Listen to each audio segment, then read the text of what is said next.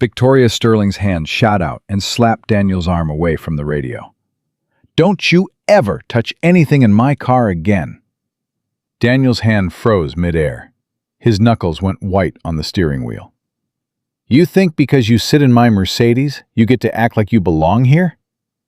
Her voice dripped with venom. "You're the help, nothing more. Put the partition up. I'm sick of looking at you." The glass barrier slid up between them. What Victoria didn't know, her worthless driver was about to save her billion-dollar empire and destroy everything she thought she knew about power. Comment your city below so I can see how far this story travels. Daniel Harrison's jaw clenched so tight he thought his teeth might crack.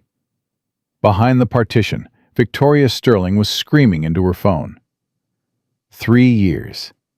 3 years he'd driven this woman to every meeting, every dinner, every airport run.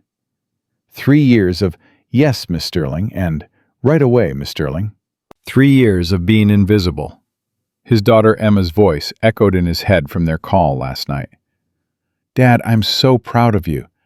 Taking a sabbatical to write your book? Most people would have just jumped into another government job." Daniel swallowed hard. Emma didn't know. She couldn't know. His little girl was in her second year at Johns Hopkins Medical School, chasing her dream of becoming a pediatric oncologist. She thought her father was living off savings and a research grant. She didn't know he drove a Mercedes he'd never afford. She didn't know he wore a uniform. She didn't know her father had become invisible. "Richard, I don't care what it costs." Victoria's muffled voice pierced through the partition. "Find me an interpreter, Japanese and Mandarin. The Nakamura Singh team lands in 90 minutes. Daniel glanced at the rearview camera. Victoria was pacing in the back seat like a caged animal. Her perfectly styled blonde hair was coming undone, mascara smeared under her eyes. He'd never seen her like this. "What do you mean every service is booked? This is a billion-dollar merger. Billion, with a B." Daniel had been driving Victoria long enough to know the truth that nobody in her boardroom would say out loud. Sterling Dynamics was dying. 3 months from bankruptcy, maybe less. This merger wasn't just business. It was survival. 2,000 jobs hung in the balance. Engineers with mortgages. Secretaries with kids in college. Security guards working double shifts to make rent. And yeah, one driver with a daughter in medical school who couldn't afford to lose his paycheck. Victoria's voice cracked. "They'll walk away. Permanently. 3 years of negotiations. Gone. Everything I've built." She stopped. Daniel heard something he'd never heard from Victoria Sterling. A sob. Just one. Quickly swallowed. But it was there. Daniel's grip on the wheel loosened slightly. He thought about his own 3 years, the calls he'd made, the doors that had closed in his face. Overqualified. Too specialized. Budget constraints. 300 applications. 0 callbacks. He thought about the night he'd sat in his apartment, staring at his State Department commendations on the wall, wondering how a man who'd translated for 3 presidents had ended up wondering if he could afford groceries. He thought about Linda, his wife, her hospital bed, her hand in his, so thin, so fragile. "Take care of our girl, Danny. Promise me." Cancer doesn't care about your PhD. Cancer doesn't care about your 22 years of service. Cancer just takes.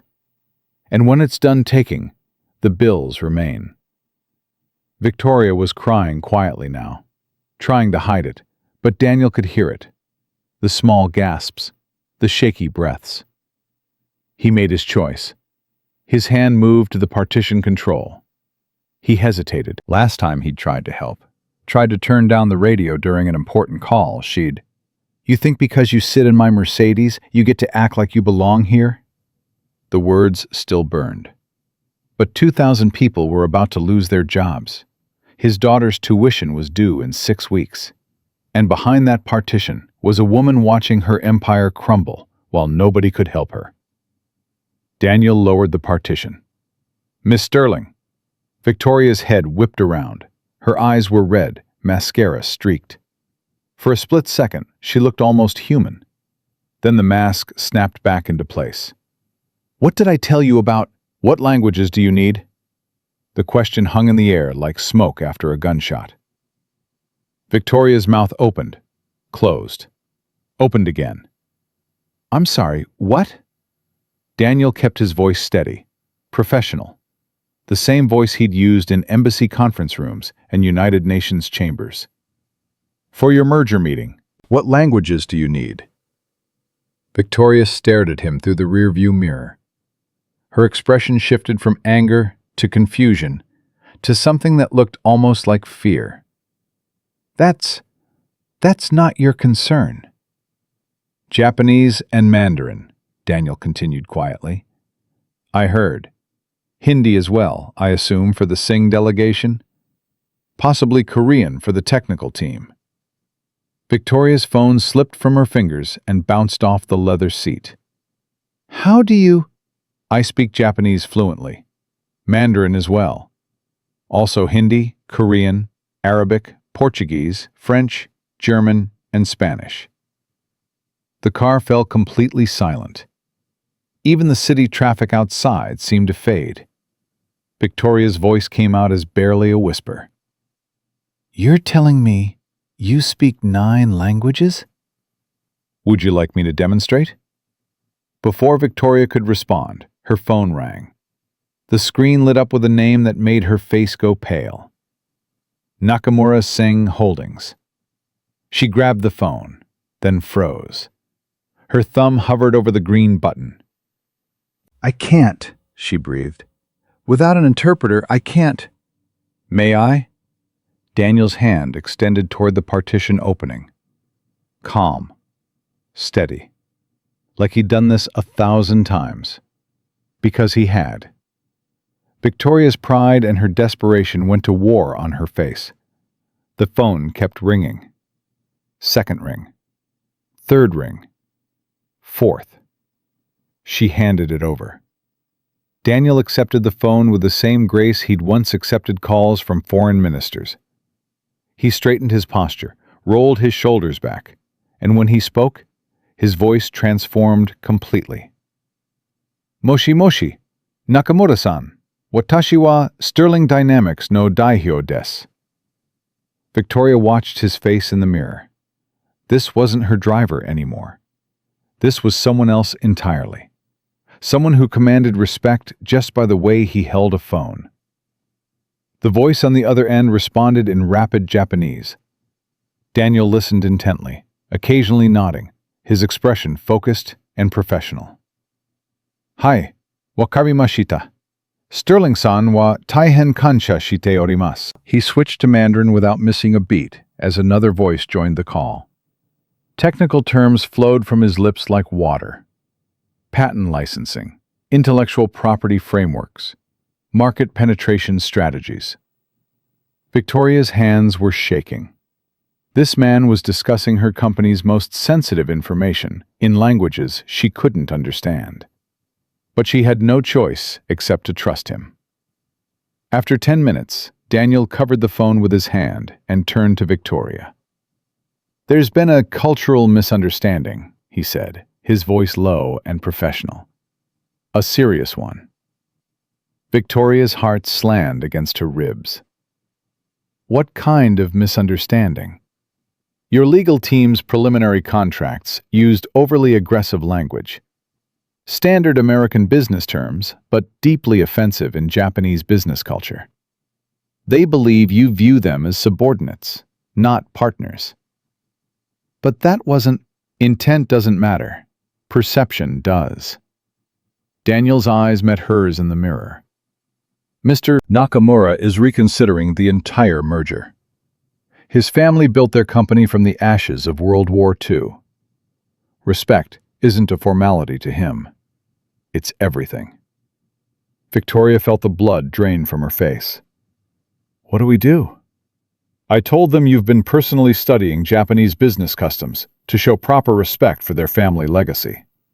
That you've engaged a cultural liaison specifically to ensure this partnership honors their values. But I haven't. You have now. Daniel returned to the call. His tone became apologetic, respectful, warm. He used phrases that seemed to have an immediate effect. Victoria could hear the tension dissolving on the other end of the line. 23 minutes later, Daniel handed the phone back. They're looking forward to meeting with you in person. The merger discussion is back on track. They land in 47 minutes. Victoria stared at the phone, then at Daniel's reflection. The man she'd slapped this morning, the man she'd called the help, the man she'd forced behind a glass partition because she was sick of looking at him. Who are you? Daniel pulled the Mercedes into Sterling Dynamics' parking garage. The familiar concrete walls looked different somehow. Everything looked different. Someone who needed work 3 years ago, he said quietly, and someone who still believes in second chances. He parked in Victoria's reserved spot and turned off the engine. The silence felt enormous. Daniel. She used his name for the first time in 3 years. Her voice was barely audible. I need to know everything. He met her eyes in the mirror. For a long moment, neither of them moved. PhD in International Relations from Georgetown, he said. Master's in Applied Linguistics from Harvard. 22 years as a senior diplomatic translator for the State Department. Each credential hit Victoria like a physical blow. I specialized in high-stakes multinational negotiations, G7 summits, trade agreements, crisis mediation. Daniel's voice carried no bitterness, just quiet fact. Budget cuts eliminated my position 3 years ago. I needed work immediately. Victoria's mind flashed to fragments of phone calls she'd overheard over the years. Calls Daniel made during his lunch breaks, speaking softly so she wouldn't hear. Your wife's medical bills, she said suddenly. The cancer treatment. My wife Linda died 18 months into my employment with you. Daniel's voice didn't waver. But yes, the bills remained. And my daughter Emma's medical school tuition at Johns Hopkins. Victoria felt something cold settle in her stomach. So you became a driver. I became whatever I needed to be to keep my promises. Daniel turned in his seat to face her directly. I applied for over 300 positions in my field. Overqualified for most. Too old for others. Too expensive for some. Not the right cultural fit for the rest. Cultural fit? I was 52 years old, Miss Sterling, with gray hair and experience that intimidated hiring managers half my age. Daniel's smile was sad. Your company needed a driver. I needed a paycheck. It's not complicated. For 3 years, Victoria's voice was hollow. For 3 years. The parking garage's fluorescent lights hummed overhead. Victoria looked at her hands, still trembling. Daniel, She stopped, swallowed, started again. This morning, what I said to you, what I called you. Miss Sterling, your meeting is in 35 minutes. We should go upstairs. No. Victoria's voice cracked. No, I need to say this. Daniel waited. I've been driving past you every single day for 3 years. Tears were forming in her eyes. Not just you, everyone like you. The security guard who waves me into the building. Rebecca, my assistant. The cleaning crew that works nights. She pressed her palms against her eyes. I've never once asked any of them who they really are. Daniel said nothing. My father built this company from nothing, Victoria continued, her voice barely a whisper. Started in a garage, with a soldering iron and a dream. He used to say, Victoria, never forget where we came from. But I forgot. I forgot everything. The silence stretched between them. I've negotiated with dictators and diplomats, Daniel finally said. prime ministers and presidents, warlords and peacekeepers. In 22 years of service, I've learned one thing that matters more than any language. Victoria looked up. Everyone wants to be seen, really seen, for who they actually are, not what their job title says they are. Daniel's eyes held hers. That's what I wanted. That's what everyone wants. And that's what you stopped doing somewhere along the way. Victoria's phone buzzed. Text from Rebecca. Nakamura team early. Lobby now. Help. They're here, Victoria whispered. Daniel was already getting out of the car, moving around to open her door with the same professional courtesy he'd shown for 3 years. But everything had changed. As Victoria stepped out, she looked at Daniel Harrison. Really looked at him. Not at the uniform. Not at the gray hair. Not at the driver. At the man. Will you help me save my company? Daniel straightened his driver's uniform and nodded once. Let's go save your company, Miss Sterling. They walked toward the elevator together. Not boss and employee. Not yet equals. But something else entirely. Two people who had finally seen each other. The elevator doors opened, and Daniel Harrison stepped back into the world he'd been forced to leave behind. Victoria's hands were shaking as the elevator climbed. Daniel stood beside her, still in his driver's uniform, but his posture had changed completely. Shoulders back, chin up, the bearing of a man who had once walked the halls of power. Daniel, Victoria said quietly, I need to know something. Ask. Why didn't you ever fight back? Demand recognition. Tell someone. Tell me who you really were. Daniel watched the floor numbers climb. 3 months after I started driving for you, he said, I worked up the courage to mention my background. I thought maybe you could use a translator on one of your calls. Maybe I could help. Victoria frowned. I don't remember that. You were on the phone. I waited for you to hang up. Then I said, Miss Sterling, I have some experience with international negotiations. I'd be happy to assist if you ever need... What did I say? Daniel's smile was gentle, not bitter. You said, that's nice. Then you asked me if I'd remembered to pick up your dry cleaning. Victoria closed her eyes. I realized something that day, Daniel continued. You weren't cruel because you wanted to hurt me. You were cruel because you genuinely didn't see me. I was furniture, a function, a service you paid for. Daniel, I made a decision. He turned to look at her. Every morning, I would choose to see this as temporary. Every insult, every dismissal, every time you threw your briefcase at me like I was furniture, I chose to believe that someday someone would need what I actually know, what I can actually do. Victoria's throat was so tight she could barely speak. And today? Today you need what I know. The elevator slowed as it approached the executive floor. Daniel, I owe you. You owe me nothing. His voice was firm now. Accept the chance to do what I'm trained for. Save your company. Save those jobs. Keep my daughter in medical school. He paused. That's what matters. The doors opened.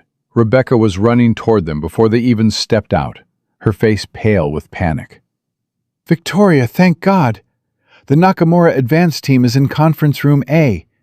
They're asking questions about cultural protocols, and nobody knows what to say. Legal is panicking. Marcus is sweating through his shirt. It's a disaster. It's handled, Victoria said. Her voice carried a calm she didn't feel.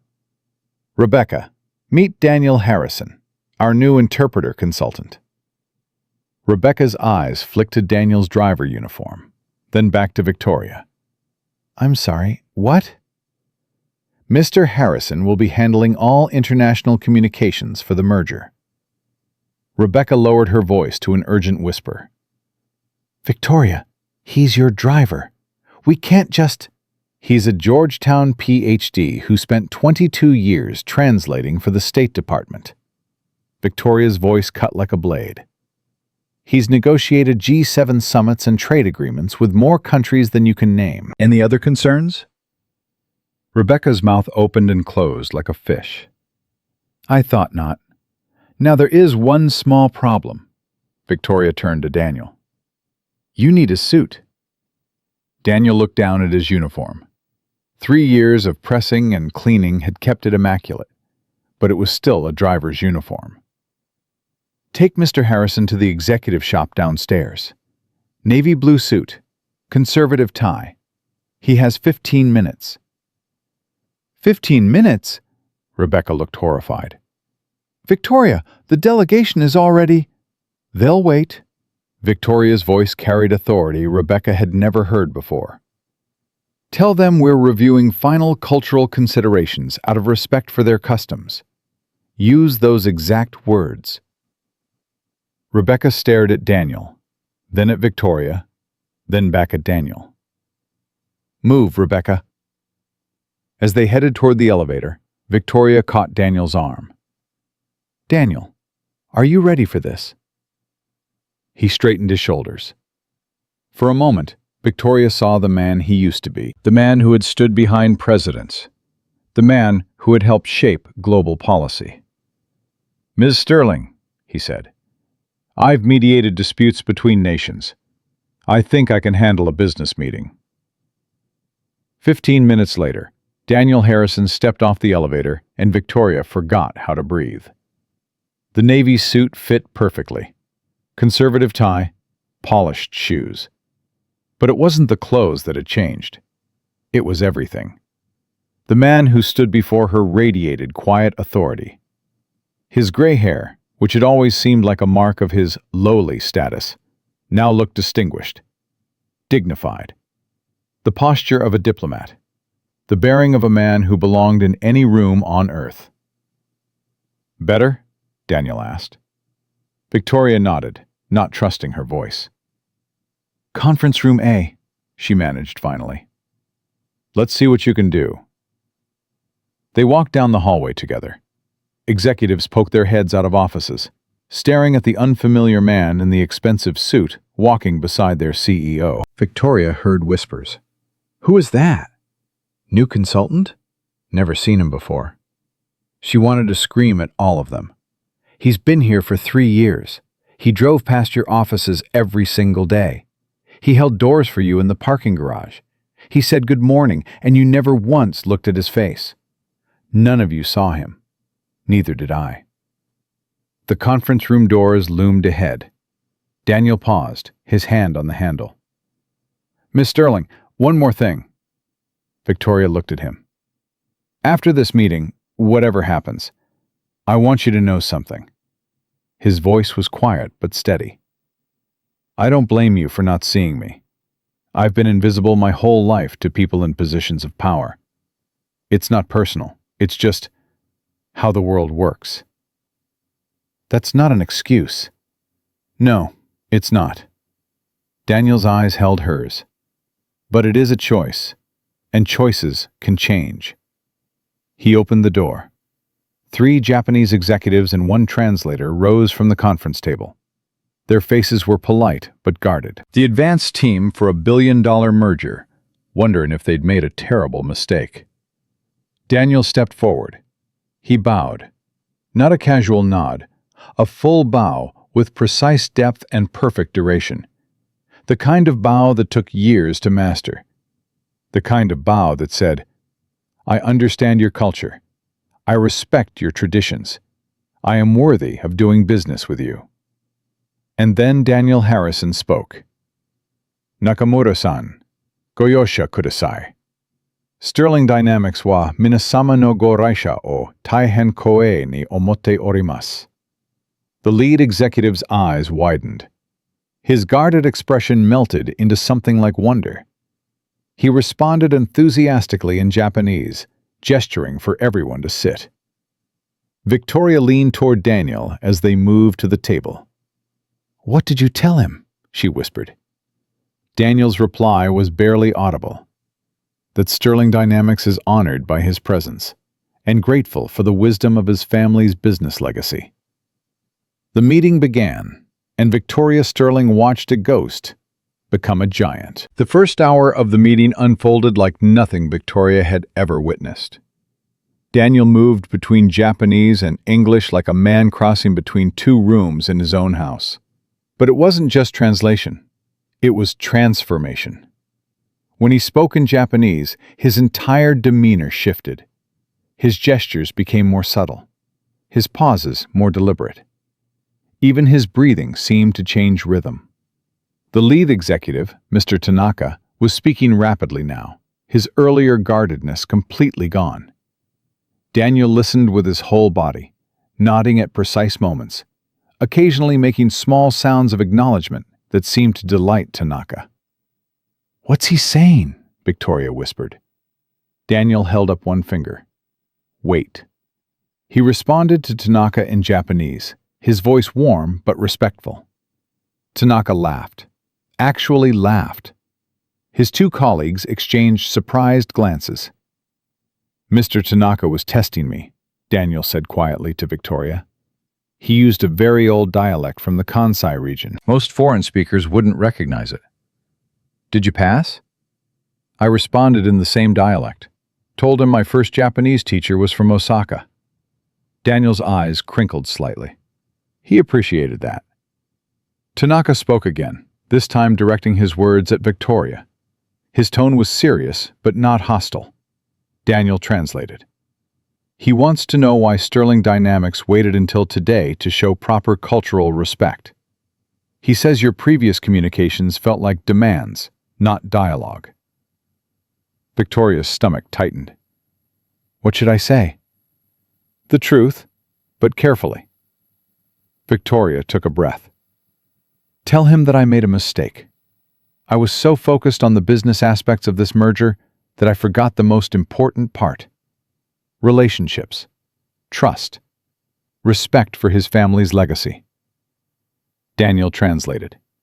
Tanaka listened without expression. "Tell him," Victoria continued, "that his company represents everything my father believed in when he started Sterling Dynamics in his garage 40 years ago. Hard work, honor, building something that lasts beyond one generation." Daniel spoke in Japanese. His voice carried weight that Victoria's words alone couldn't convey. Tanaka was silent for a long moment. Then he spoke directly to Victoria for the first time, in heavily accented but clear English. "Your father, he built from nothing?" "A soldering iron and a dream," Victoria said. "That's what he always told me." Tanaka nodded slowly. "My father, same. After the war, he had nothing, less than nothing. But he built." He placed his hand over his heart. "Here is where company lives, not in contracts." "I understand," Victoria said. "I think I'd forgotten that." Tanaka studied her face for a long moment. Then he turned to Daniel and spoke rapidly in Japanese. Daniel's expression remained neutral, but Victoria caught something in his eyes. Relief, maybe, or hope.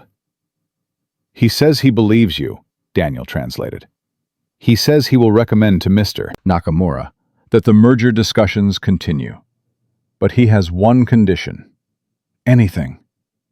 He wants you to join the Nakamura family for dinner tonight. No lawyers, no contracts, just conversation." Daniel paused. "He wants to see who you really are."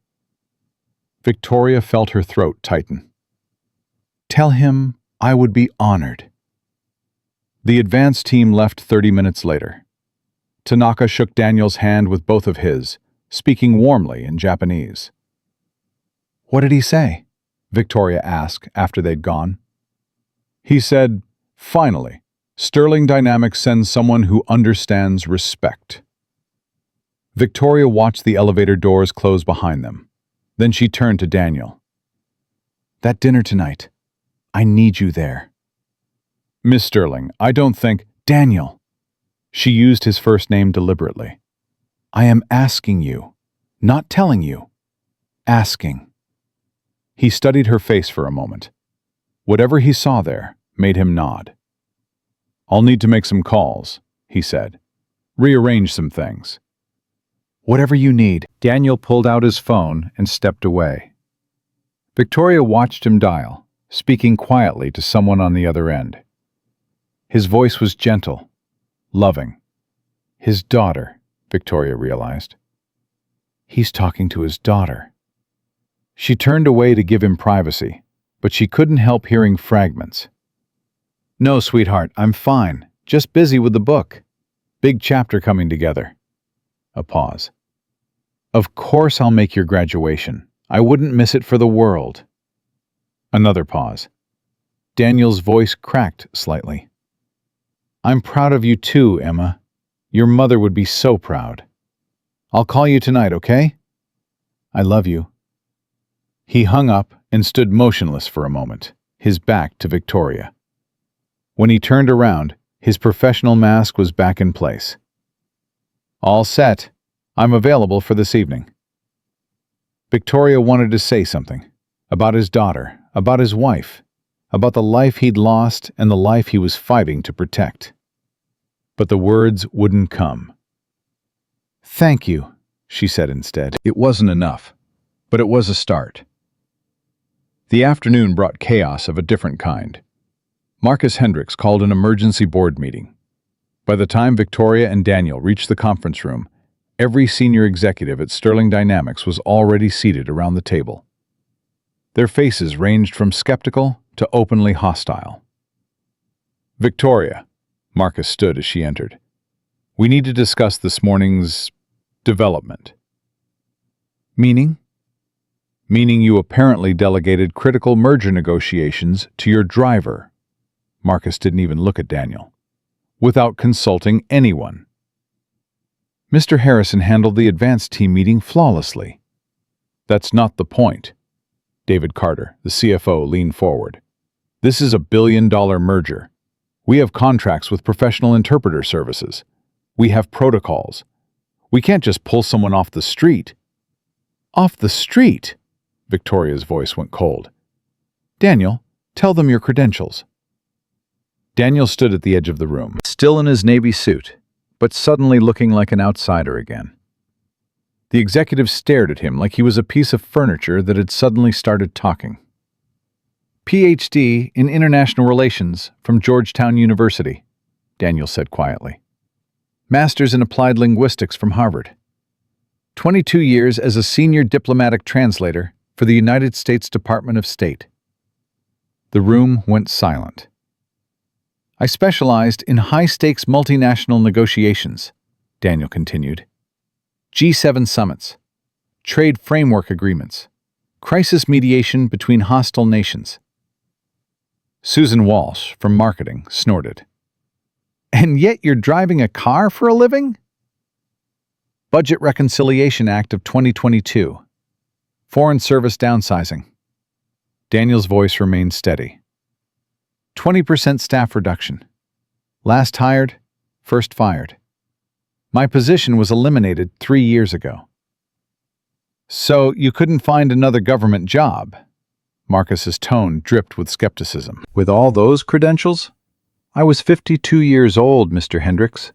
Overqualified for entry positions. Too old for mid-level positions. Too expensive for most consulting firms. Daniel met Marcus's eyes without flinching. And apparently not the right cultural fit for organizations that preferred younger candidates who would accept lower salaries. Marcus shifted uncomfortably in his seat. I applied for 327 positions in 18 months, Daniel continued. I received 4 interviews, 0 offers. My wife was dying of cancer. My daughter had just started medical school. I needed income within 2 weeks, or I would have lost our apartment. The silence in the room was absolute. Sterling Dynamics needed a driver. I needed to feed my family. Daniel's voice was soft, but carried through the room like thunder. That's not complicated. That's survival. Victoria watched the executives' faces. Shame crept across some of them. Others looked away. David Carter cleared his throat. "Mr. Harrison, with respect, this meeting isn't about your personal circumstances. It's about whether we can trust someone without a verified track record to handle negotiations of this magnitude." Without a verified track record? Daniel reached into his jacket pocket and pulled out his phone. "May I?" Carter nodded uncertainly. Daniel walked to the conference room screen and connected his phone. A document appeared. Official seal of the United States Department of State. Presidential Commendation for Services Rendered during the 2018 U.S.-China Trade Summit. He swiped to the next document. Letter of recognition from former Japanese Prime Minister Sato for mediating the Okinawa base negotiations. Another swipe. Personal acknowledgement from the European Trade Commission for resolving a patent dispute that saved American companies $800 million in licensing fees. Swipe. The framework I helped draft for Asian Pacific intellectual property standards. Daniel looked around the room. The same framework Sterling Dynamics currently uses for all international contracts. Nobody spoke. "Would you like me to continue? I have 11 more commendations and 34 letters of recognition." Marcus Hendricks's face had gone pale. "Why didn't you mention any of this when you were hired?" "I wasn't hired as a consultant, Mr. Hendricks. I was hired as a driver." Daniel's voice held no bitterness, just fact. "Nobody asked me about my background. Nobody asked me about my experience. Nobody asked me anything except whether I could be available on weekends." Victoria felt sick. "I tried once," Daniel added quietly. 3 months into my employment, I mentioned to Miss Sterling that I had experience with international negotiations. I offered to assist if she ever needed translation services. Every eye turned to Victoria.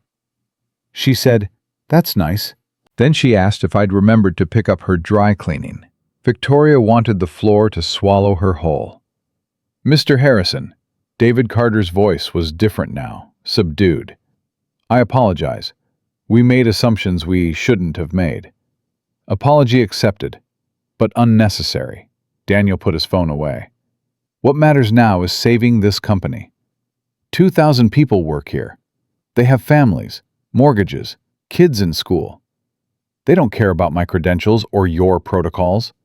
They care about whether they'll have jobs next month." Marcus stood slowly. "What do you need from us?" Daniel looked around the room, and Victoria saw something shift in his posture. The diplomat was back. The man who had stood in rooms with presidents and prime ministers and helped shape the course of nations. "First, I need complete access to all communications with Nakamura Singh Holdings for the past 3 years. Every email, every contract draft, every memo." Daniel began pacing slowly, his hands clasped behind his back. "Second, I need profiles on every member of their delegation. Not just professional histories, personal information, family backgrounds, business philosophies." He stopped and turned to face the table. "Third, and most important, I need everyone in this room to understand something." The executives leaned forward. "This merger will not succeed because of better terms or smarter lawyers. Japanese and Indian business culture isn't about transactions. It's about relationships, trust, honor." Daniel's voice grew stronger. "Mr. Nakamura's father survived Hiroshima. He rebuilt his family's company from ashes, while American occupation forces controlled his country. He taught his son that business partnerships are sacred commitments that span generations." The room was utterly silent. Ms. Singh lost her first company to a mistranslation in a Mumbai courtroom. A single misused word cost her everything she'd built. She's obsessive about linguistic precision because she knows that words have power. One wrong phrase can destroy years of work. Daniel met each executive's eyes in turn. These people aren't looking for a good deal. They're looking for partners who understand that business is personal, that trust is earned, not contracted, that respect is shown through actions, not words. He stopped at the head of the table, standing directly across from Victoria. Tonight, Miss Sterling will have dinner with Mr. Nakamura and Miss Singh. No lawyers, no contracts, just three human beings trying to understand each other. Daniel's voice softened. If she can show them who she really is, underneath the CEO title, this merger will succeed. If she can't, no contract in the world will save it. Susan Walsh raised her hand tentatively. Mr. Harrison, what can we do to help? Daniel smiled for the first time since entering the room. You can trust me, and you can trust her. The meeting ended differently than it began. Executives who had questioned Daniel's credentials an hour ago now approached him with business cards and requests for private meetings. Marcus Hendricks shook his hand and apologized again, his voice thick with embarrassment. But Victoria noticed something else, too. A subtle distance that remained. Questions directed to her, not Daniel. Nods of respect that didn't quite reach the eyes. Recognition wasn't the same as acceptance. Not yet. After the room emptied, Victoria found Daniel standing at the window, looking out at the city below. Daniel, he turned. I owe you more than I can ever repay. You don't owe me anything, Miss Sterling. Stop.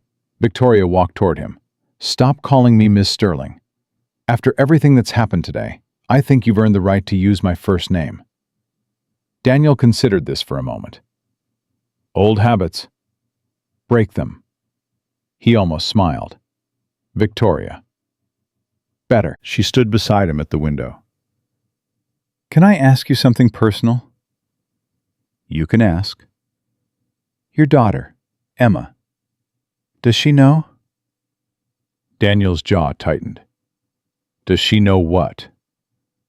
About the driving. About... Victoria gestured vaguely. Everything. No. The word came out flat, final. She thinks I'm writing a book, taking a sabbatical from consulting to focus on research. Daniel's voice cracked almost imperceptibly. She thinks her father is still the man he used to be. Why haven't you told her? Daniel was quiet for a long moment.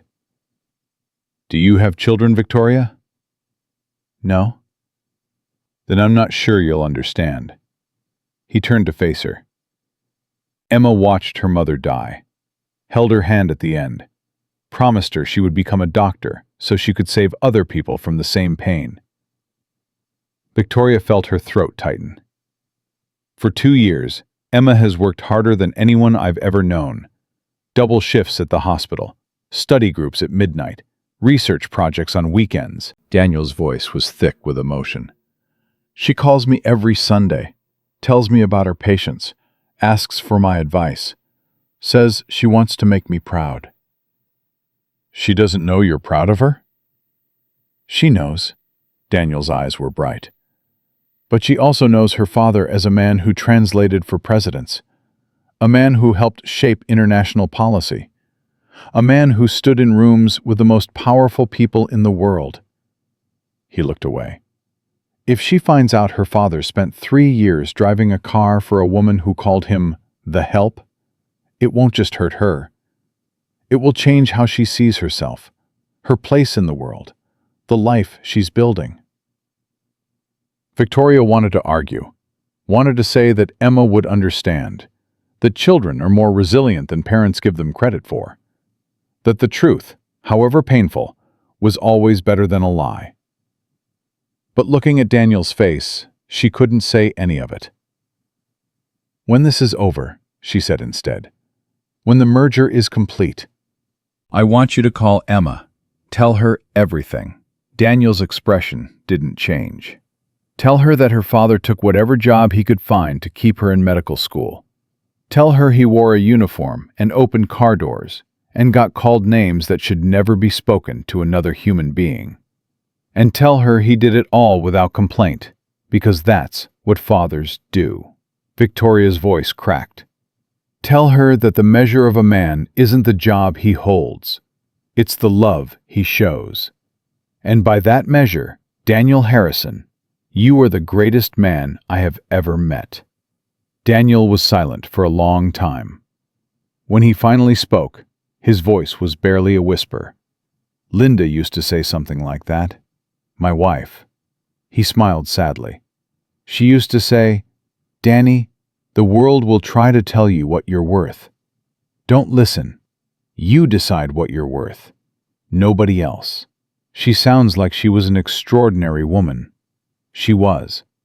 Daniel straightened his shoulders. And she would have told me to stop feeling sorry for myself and go prepare for tonight's dinner. Victoria laughed. It was unexpected. Genuine. The first real laugh she'd experienced in months. Then let's go prepare. They worked for 6 hours. Daniel pulled every piece of information he could find about the Nakamura and Singh families. Business histories, personal philosophies, cultural expectations. He walked Victoria through Japanese dining etiquette, the proper way to hold chopsticks, the significance of pouring drinks for others before yourself, the art of saying no without actually saying no.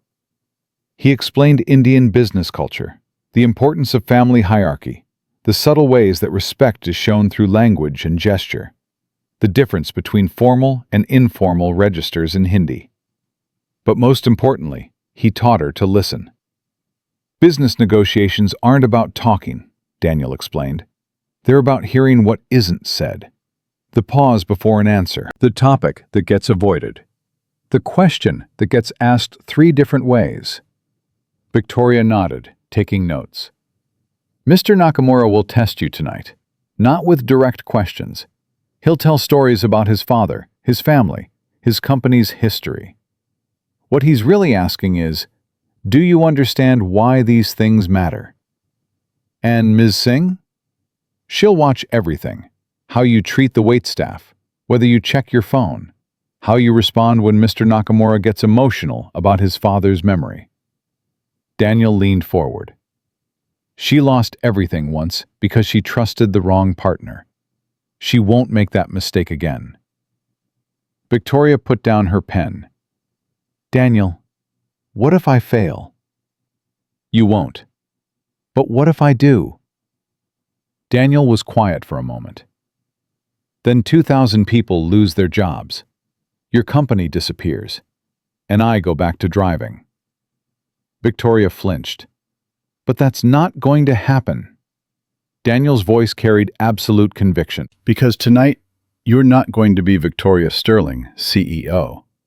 You're going to be Victoria Sterling, the daughter of a man who built something from nothing, who understands what it means to sacrifice, who knows that business is personal. He stood. You're going to walk into that restaurant and show them the woman I saw in the car this morning. Victoria frowned. The woman who was crying?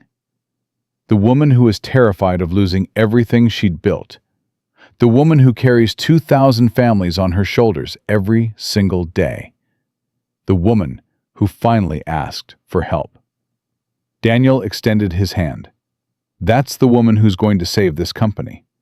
That's the woman they need to meet. Victoria took his hand and stood. I'm scared, Daniel. Good. He didn't let go of her hand. Fear means you understand the stakes. The people who fail at these things are the ones who walk in arrogant, walk in human, walk in real. Victoria's phone buzzed. A message from Rebecca. Car waiting downstairs. Time to go, Daniel said. They walked toward the elevator together. Victoria's heart was pounding. Her hands were sweating. Every step felt like walking toward a cliff. But Daniel walked beside her, steady, calm.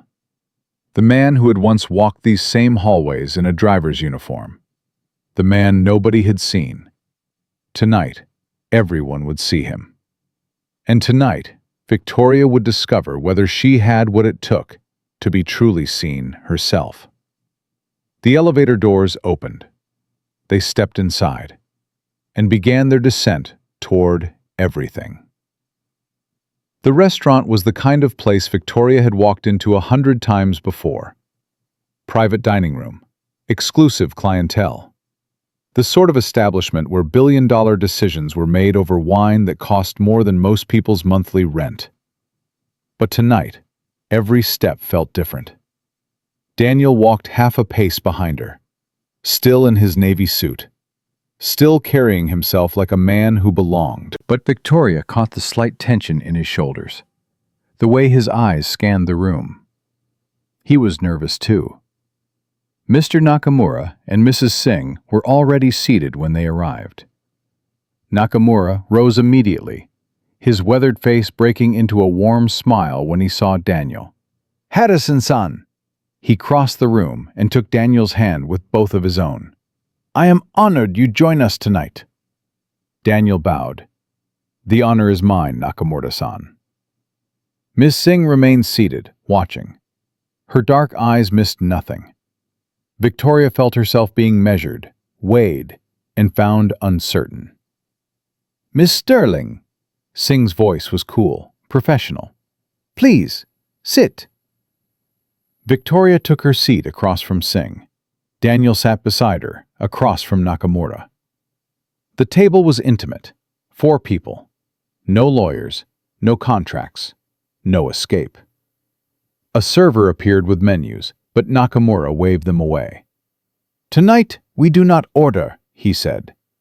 "Tonight we trust the chef to surprise us." Victoria opened her mouth to respond, but Daniel's hand touched her arm almost imperceptibly. "Wait." "A beautiful philosophy," Daniel said in Japanese, surrendering control to receive something unexpected. Nakamura's eyes crinkled with pleasure. He responded in Japanese, and for a moment, the 2 men conversed as if Victoria and Singh weren't there. "Mr. Harrison was explaining a Japanese concept," Singh said quietly to Victoria. "Omakase. It means, I leave it up to you, placing complete trust in another person's judgment." Victoria nodded. "It's appropriate for tonight." Singh's eyebrow rose slightly. "Is it?" "I'm placing my trust in all of you." Victoria met Singh's gaze directly. "In Mr. Nakamura's wisdom, in your judgment, in Daniel's guidance." She paused. "And I'm asking you to trust me, even though I haven't earned it yet." Singh studied her for a long moment. Something shifted in her expression. Not warmth exactly, but curiosity. "An interesting beginning," Singh said finally. The first course arrived. Small dishes of delicate flavors that Victoria couldn't identify. She watched Daniel from the corner of her eye, following his lead on which utensils to use, how to pace her eating. Nakamura spoke suddenly. "Miss Sterling, tell me about your father." Victoria's chopsticks froze halfway to her mouth. "My father?" "Mr. Tanaka told me this afternoon.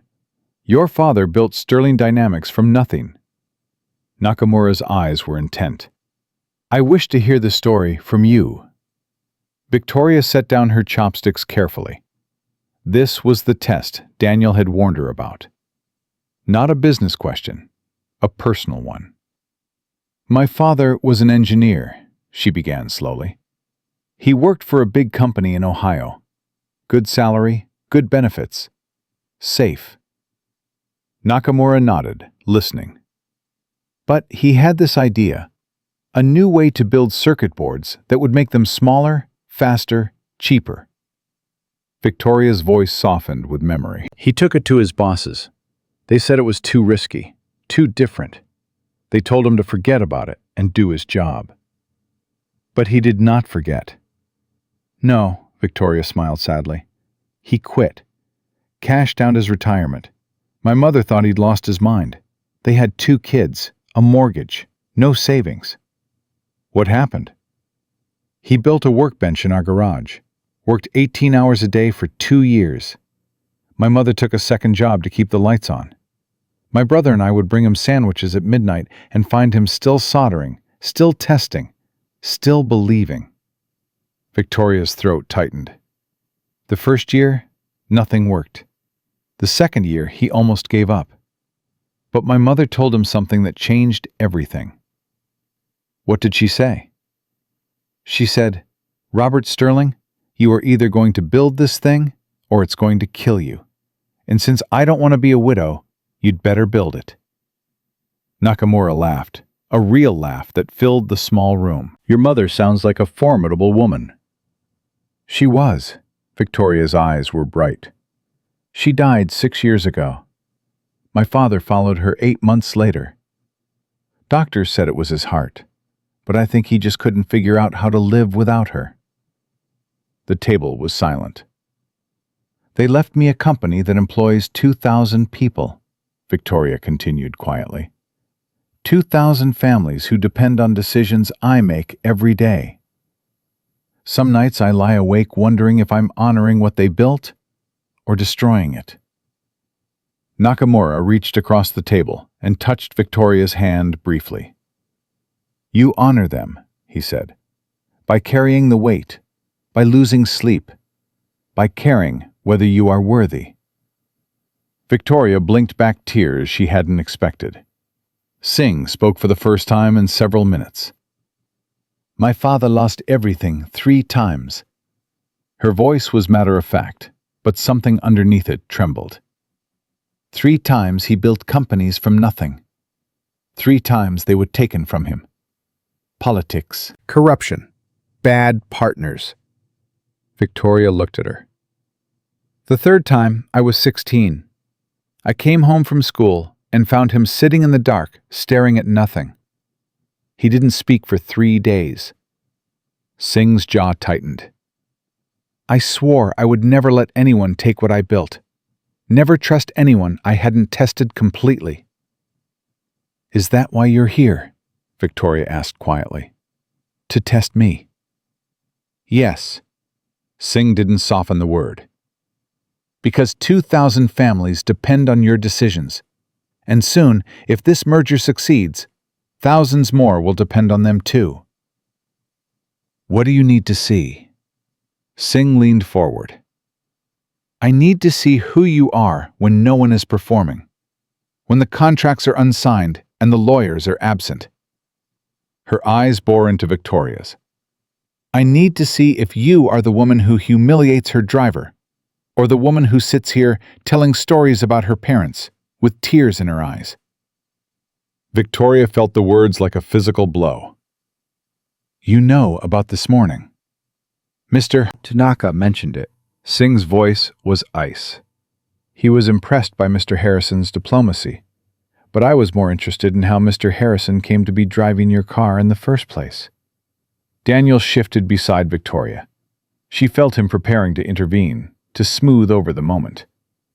"Don't," she said to him quietly. He stopped. Victoria turned back to Singh. "You want the truth?" "I always want the truth. 3 years ago, I hired Daniel Harrison as a driver. I didn't ask about his background. I didn't ask about his experience.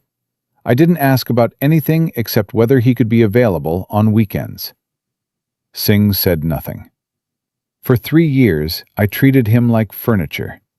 I threw my briefcase at him. I made him put up a partition because I didn't want to look at his face. I called him..." Victoria's voice cracked. "I called him things that should never be said to another human being. And yet he saved your merger this morning." "Yes." "Why do you think he did that?" Victoria looked at Daniel. He met her eyes steadily, giving nothing away. "Because he's a better person than I am," Victoria said finally. "Because 2,000 people were going to lose their jobs, and he cared about that more than he cared about how I'd treated him." Singh sat back in her chair. Her expression was unreadable. "Mr. Harrison," she said, turning to Daniel, "is this accurate?" Daniel was quiet for a moment. "Miss Singh, I've learned that people are rarely one thing. They are kind and cruel, generous and selfish, blind and perceptive." A diplomatic answer. I was a diplomat for 22 years. Daniel's voice held a trace of humor. But if you're asking whether Miss Sterling has changed since this morning, I can only tell you what I've observed. Which is? She apologized. Not in words. Words are easy. She apologized by asking for my help instead of demanding it. By defending my credentials to her board. By sitting here telling you the worst things she's done because she believes you deserve the truth. Daniel looked at Victoria. In my experience, Ms. Singh, people who acknowledge their failures are far more trustworthy than people who pretend they don't have any. Singh considered this. Then she turned back to Victoria. Tell me about your employees, not the executives, the people who clean your offices, who work your assembly lines, who serve food in your cafeteria. Victoria felt her stomach drop. She didn't know those people. She'd never known them. I don't know them, she admitted. Not the way I should. Do you know their names? No. Do you know if they have families, health problems, children in college? No. Victoria's voice was barely audible. Singh nodded slowly. This is what I needed to see. My failure? Your honesty. Singh's voice softened almost imperceptibly. Anyone can pretend to know their workers. Very few people will admit ignorance to someone who holds their future in their hands. Nakamura spoke.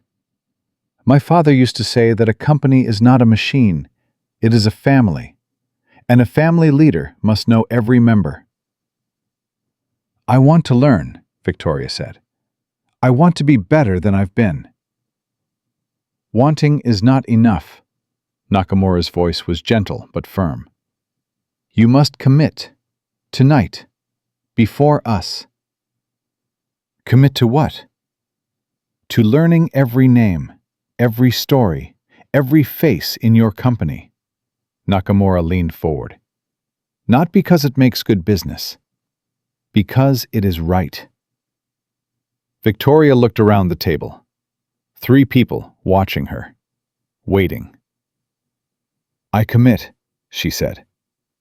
I don't know how to do it yet, but I commit. Nakamura smiled. Mr. Harrison can teach you. He knows this already. Singh raised her glass. To learning. The others raised their glasses in return. Something had shifted. Not trust exactly, but the beginning of it.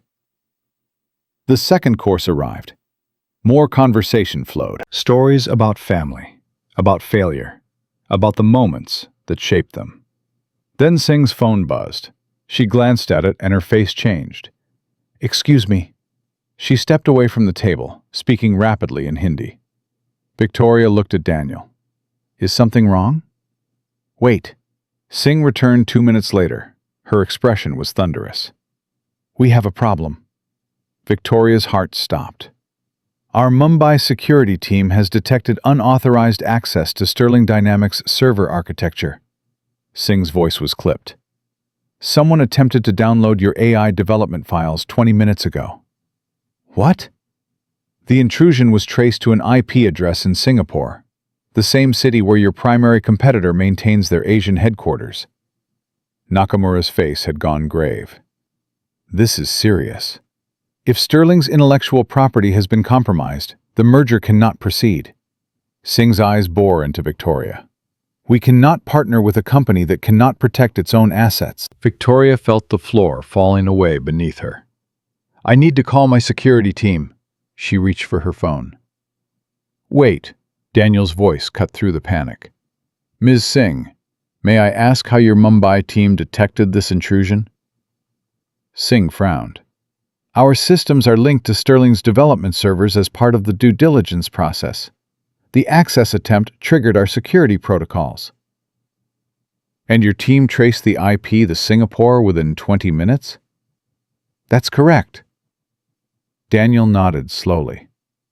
Ms. Singh, with respect, your Mumbai team didn't detect an intrusion. They detected our counter-intrusion test. Everyone stared at him. Your security chief, Kumar Patel, and I spoke at 6 o'clock this evening. Daniel pulled out his phone and showed the call log. When I reviewed Sterling's security architecture for the merger, I identified potential vulnerabilities. I suggested running a test intrusion to verify our defenses before the main delegation arrives tomorrow. Singh's eyes narrowed. You authorized a security test without informing me? I informed Mr. Patel. I assumed he would notify you. Daniel's voice remained calm. The test was designed to trigger exactly the response you just received. It proves that Sterling's security protocols are working perfectly. Singh's phone rang again. She answered, listened, spoke briefly in Hindi, then hung up. Kumar confirms this. Her voice was flat. He apologizes for not informing me earlier. The apology should be mine, Daniel said. I should have ensured proper communication chains were followed. The failure is my responsibility. Victoria watched the exchange in amazement. Daniel had just diffused a crisis that would have killed the merger, and he'd done it by taking blame he didn't deserve. Singh studied Daniel for a long moment. Then something unexpected happened. She smiled. Mr. Harrison, you ran a security test that I didn't authorize, made my security chief look incompetent, and potentially embarrassed me in front of our merger partners. Her smile widened. And you did it because you cared more about protecting this deal than about office politics. I cared about making sure the partnership would be secure. The result is the same. Singh turned to Victoria. Your driver has better security instincts than most of my executive team. Consider me impressed. Nakamura laughed. Harrison-san continues to surprise us all. But the evening wasn't finished testing them. 45 minutes later, Nakamura's phone rang. He answered in Japanese, and his face went pale. What is it? Victoria asked. Nakamura looked at Daniel. His eyes were troubled. My nephew, Kenji. He manages our technology division. He is saying there is a problem with the patent documentation for the AI integration. What kind of problem? Nakamura handed the phone to Daniel. Please, you speak with him. Daniel took the phone and conducted a rapid conversation in Japanese. Victoria watched his face for clues, but his expression remained neutral. 5 minutes later, he handed the phone back. There's a conflict in the patent filings, Daniel explained. Sterling's image recognition algorithms overlap with existing patents held by a Chinese technology firm. Kenji is concerned this could expose both companies to litigation. Victoria felt sick. Is that true? I don't know yet. I need to review the technical documentation. Daniel turned to Nakamura. Sir, with your permission, I'd like to speak with Kenji more thoroughly, and I'll need access to Sterling's patent filings. You have access to everything, Victoria said immediately. Daniel pulled out his phone and began making calls. For 30 minutes, he was in 3 different conversations, switching between Japanese, Mandarin, and English as he gathered information from both sides. Victoria, Nakamura, and Singh sat in tense silence. Everything hung in the balance. Finally, Daniel set down his phone. The concern is valid but resolvable, he said. The image recognition protocols do share some surface similarities with the Chinese patents. However, Sterling's algorithms use a completely different neural network architecture. How different? Singh demanded. The Chinese patents are based on convolutional processing. Sterling's system uses a proprietary transformer model that was developed 18 months after the Chinese patents were filed. Daniel pulled up technical diagrams on his phone. I can demonstrate the architectural differences if you need verification.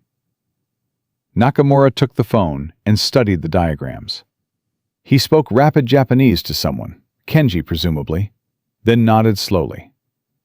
Kenji agrees.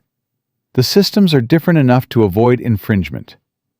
He handed the phone back to Daniel. You understand the technology very well, Harrison-san. Better than most engineers. I spent 2 years translating for technology summits. The language of patents becomes second nature. Singh leaned back in her chair. Mr. Harrison, are there any other potential problems with this merger that we should know about?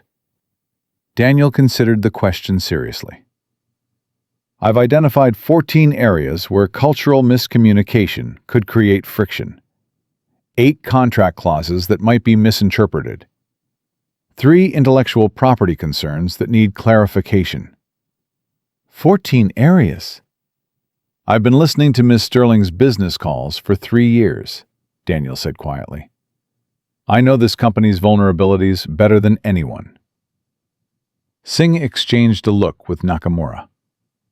Mr. Harrison, Nakamura said slowly, if this merger succeeds, Nakamura Singh Holdings will need someone to manage cultural integration between our organizations. Someone who understands both Eastern and Western business practices. Someone who can prevent exactly the kinds of problems you've described. Daniel's expression didn't change. Are you offering me a position? We are offering you a conversation. After tomorrow's meetings are concluded. Nakamura smiled. Assuming Miss Sterling doesn't object. Victoria spoke immediately. I would object, strenuously. Everyone turned to look at her. Daniel Harrison isn't going anywhere. Victoria's voice carried an authority she hadn't felt in years. I don't know what title he'll have or what salary he'll earn, but I do know that Sterling Dynamics would be insane to let him leave. Daniel met her eyes. Something passed between them. Acknowledgement. Gratitude. The beginning of something neither of them had expected. We shall see, Singh said. Tomorrow will tell us everything we need to know. The dinner ended at nearly 11 o'clock. Nakamura and Singh departed with warm handshakes and bows. Genuine ones now, not merely polite. Victoria and Daniel stood alone in the restaurant entrance. Daniel, Victoria's voice was raw. What you did tonight, I don't have words. You did it yourself. I just translated. That's not true, and we both know it. Victoria turned to face him fully. You saved this merger 3 times tonight. The security test, the patent issue, and whatever you said to Nakamura when I was telling my story. Don't think I didn't notice you speaking to him in Japanese. Daniel shrugged slightly. I was adding context, cultural bridges. You were doing what you've done for 22 years, connecting people who couldn't connect themselves. The night air was cool. Victoria shivered slightly. Tomorrow is the real test, Daniel said. The full delegation. Lawyers, contracts, details that can make or break everything we built tonight. Are you ready? Daniel smiled. It transformed his face, made him look younger somehow. I've been ready for 3 years. I just needed someone to ask. Victoria nodded. Exhaustion was hitting her now, the accumulated weight of the most extraordinary day of her life. Daniel, one more question. Ask. This morning, when I said those things to you, why didn't you just leave, walk away? You could have found another job. Someone else would have seen your value. Daniel was quiet for a long moment. My wife Linda was diagnosed with cancer 6 months after I started driving for you, he said finally. The treatments were expensive. The bills kept coming. And Emma's tuition was due every semester without fail. So you stayed for the money? I stayed because walking away would have felt like giving up. On everything. Daniel's voice was soft. Every morning I got in that car, I told myself, today might be the day someone sees me. Today might be the day something changes. Victoria's eyes filled with tears. And today was that day. Daniel met her gaze steadily. I don't regret the 3 years. I regret that it took a crisis for us to find each other, but I don't regret staying. Victoria reached out and took his hand. It was the first time she had touched him, really touched him, as a human being. Thank you, she whispered, for not giving up, on yourself or on me. Daniel squeezed her hand once, then released it. Get some sleep, Victoria. Tomorrow, we save your company. He walked toward the waiting car, the Mercedes he'd driven for 3 years. But this time, he didn't open the back door for her. He opened the passenger door. Victoria looked at him. Tonight, you sit in front, Daniel said, where you can see where we're going. Victoria slid into the passenger seat. Daniel walked around and got behind the wheel. For the first time in 3 years, they drove together without a partition between them. Neither of them spoke. Neither of them needed to. And in the silence, something new began. Victoria didn't sleep that night. She lay in bed, staring at the ceiling, replaying every moment of the dinner. Nakamura's warm laugh, Singh's piercing questions, Daniel's quiet authority that seemed to fill every silence. At 4 a.m, she gave up and went to her home office.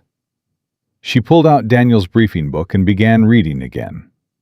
Every page, every note, every detail about the people who would decide Sterling Dynamics' fate in a few hours. Her phone buzzed at 6. Daniel's name on the screen. I figured you'd be awake, he said when she answered. Couldn't sleep. Me neither. There was a pause. I've been thinking about something Singh said last night. About knowing your employees. Victoria rubbed her eyes. I've been thinking about that too. After the merger meeting today, I have a suggestion, if you're interested. I'm interested in anything that helps me be less of a failure as a human being. Daniel's voice softened. You're not a failure. You're learning. There's a difference. Victoria didn't know what to say to that, so she changed the subject. What time should I pick you up? There was a strange pause on the line. Actually, Daniel said slowly, I was going to ask if you'd mind meeting me at the office. There's something I need to do first. Is everything okay? Yes, there's a call I need to make. A personal one. Victoria understood immediately.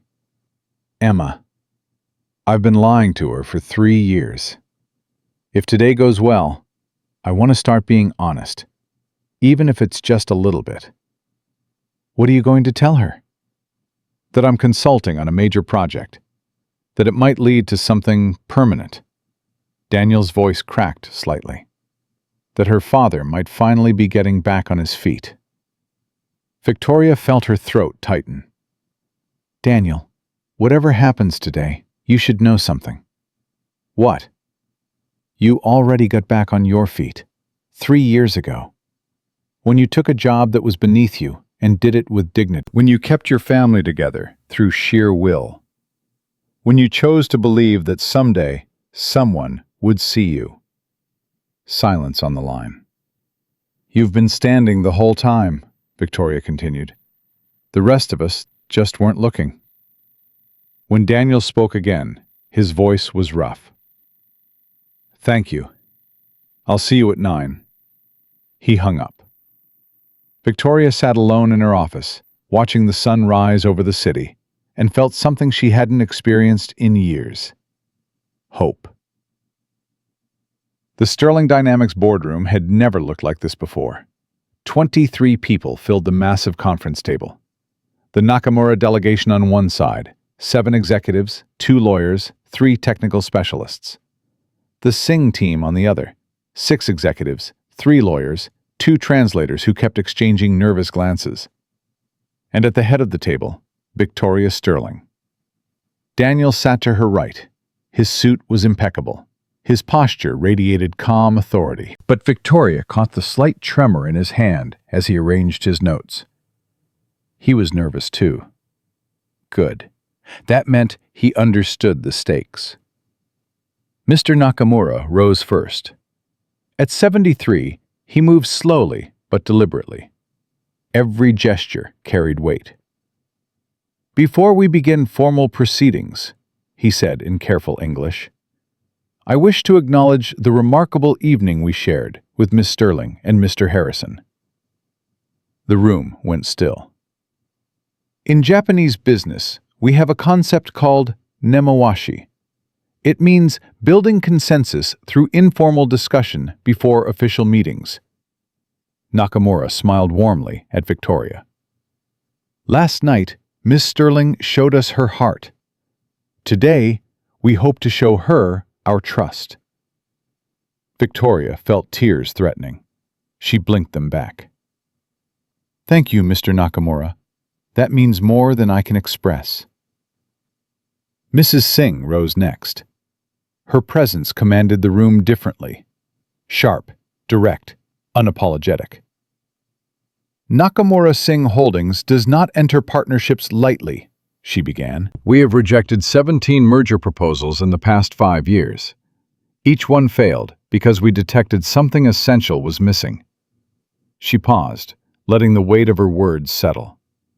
"Last night, Miss Sterling demonstrated something we rarely see in American corporate culture. Honesty about her failures, commitment to growth, and the wisdom to surround herself with people who challenge her." Singh's eyes moved to Daniel. "Mr. Harrison, in particular, impressed us deeply. His diplomatic skills, his cultural intelligence, his ability to navigate crisis with grace. These are rare qualities." Daniel inclined his head slightly. "Thank you, Miss Singh."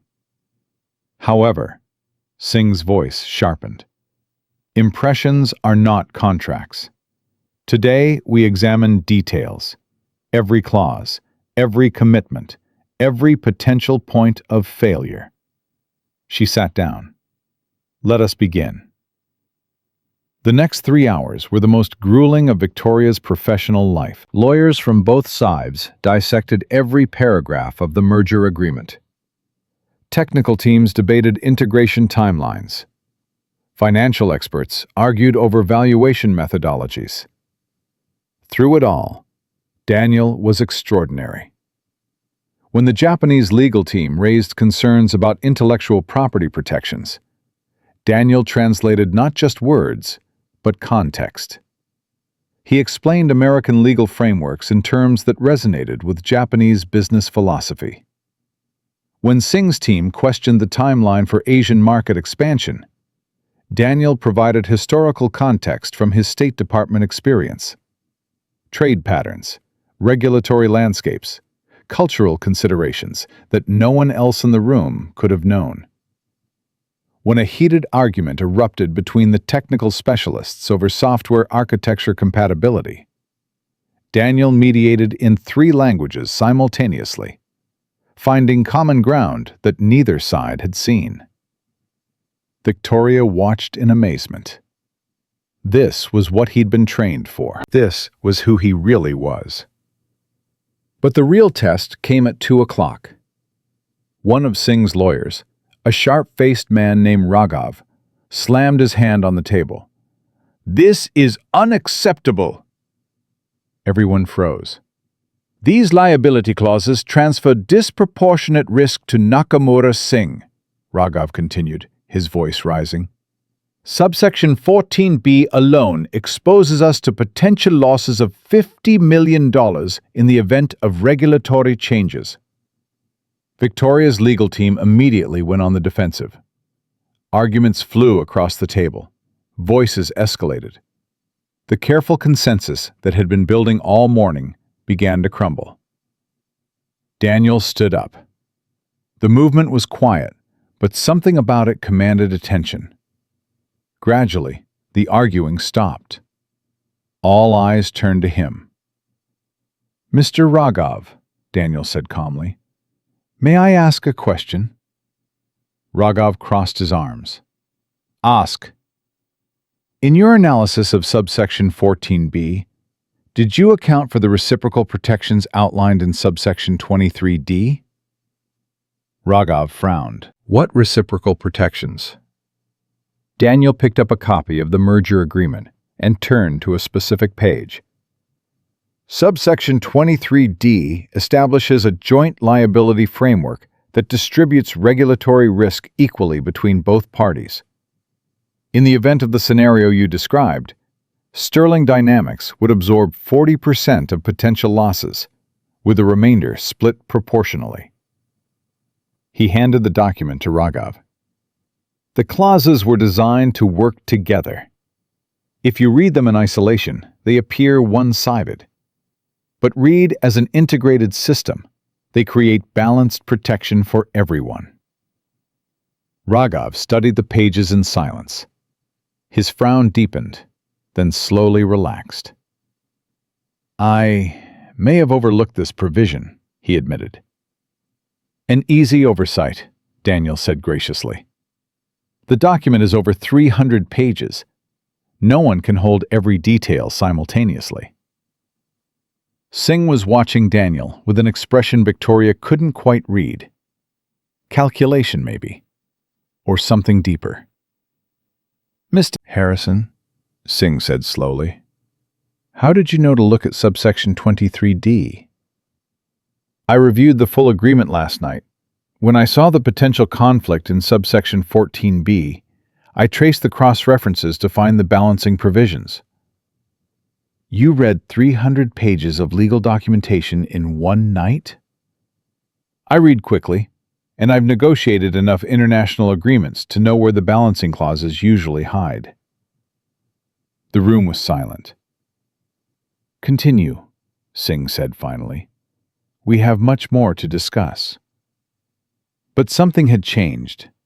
The antagonistic energy had dissipated. For the first time, both sides seemed to be working together rather than against each other. At 4:30, they broke for coffee. Victoria pulled Daniel aside. How are you holding up? Exhausted, he admitted, but we're close. I can feel it. That thing with Raghav, how did you know? Daniel smiled slightly. When someone gets that angry that quickly, they're usually afraid. Raghav was afraid he'd missed something. I just helped him find what he'd overlooked.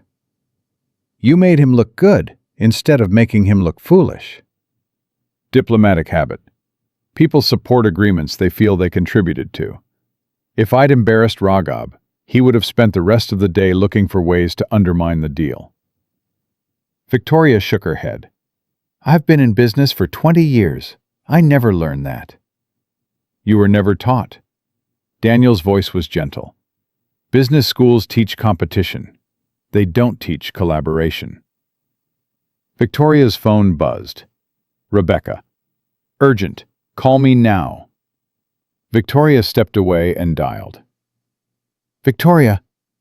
Rebecca's voice was panicked. We have a problem. Marcus Hendricks just leaked details of the merger to the Wall Street Journal. Victoria's blood ran cold. What? He's been talking to a reporter for weeks. The story goes live in 2 hours. It reveals confidential negotiation terms and questions whether the merger will succeed. Why would he do that? I don't know, but the reporter is calling it Sterling Dynamics' desperate last chance. If Nakamura and Singh see this before we close the deal... Victoria hung up. Her hands were shaking. Daniel was at her side immediately.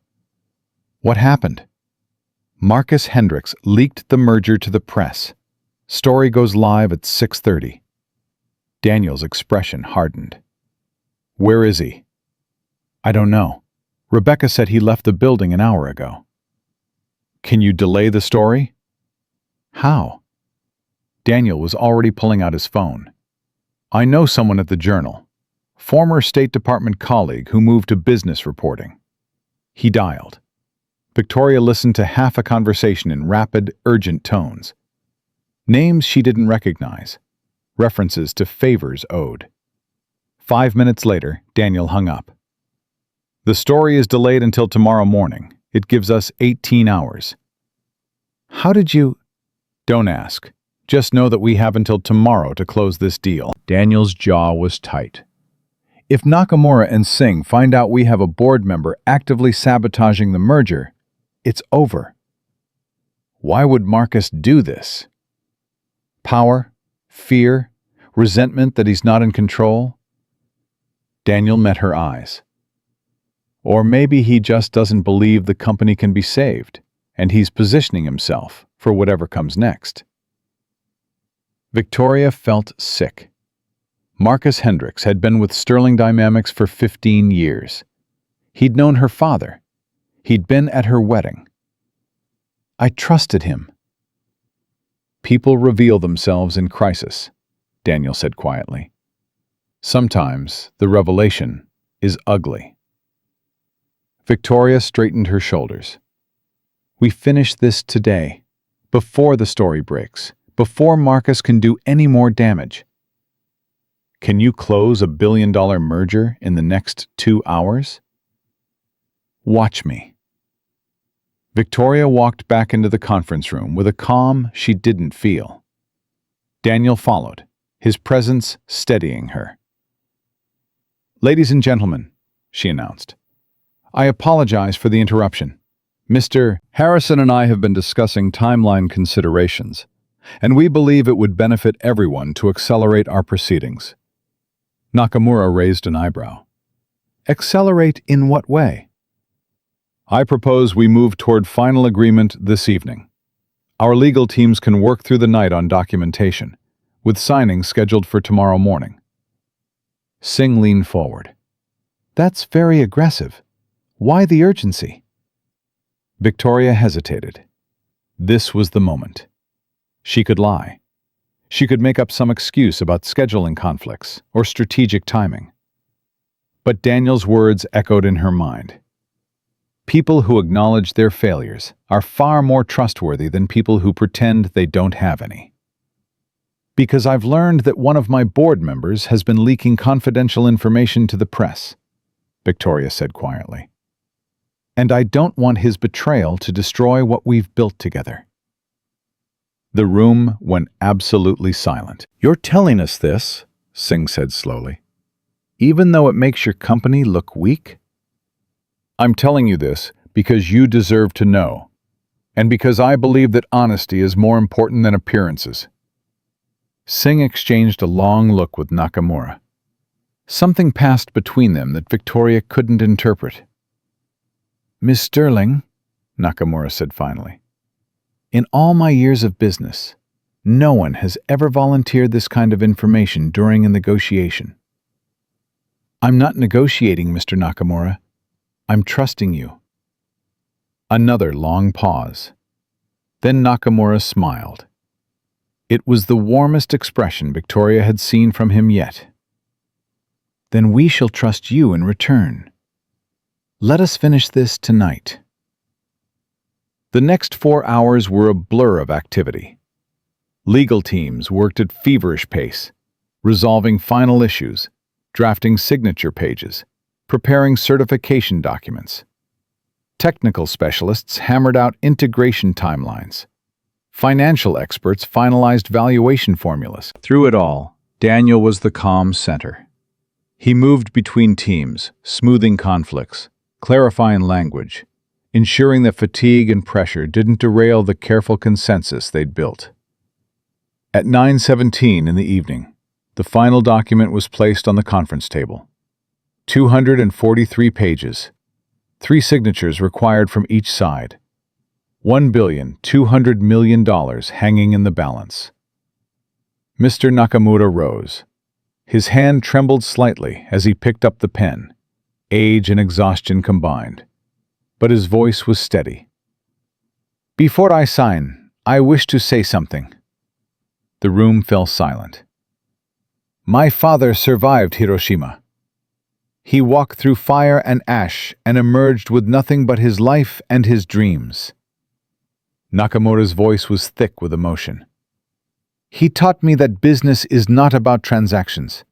It is about building things that outlast us, things that honor those who came before and protect those who come after. He looked at Victoria. Ms. Sterling, your company carries your father's name, but more importantly, it carries his spirit. I am proud to join our families together. Nakamura signed. Miss Singh rose next. Her composure was intact, but Victoria saw something softer in her eyes. My father lost everything 3 times. 3 times he rebuilt. He taught me that trust must be earned, not given. He taught me that betrayal is the worst sin in business. Singh looked directly at Victoria. You could have hidden the truth about your board member. You chose honesty instead. That is more valuable to me than any contract clause.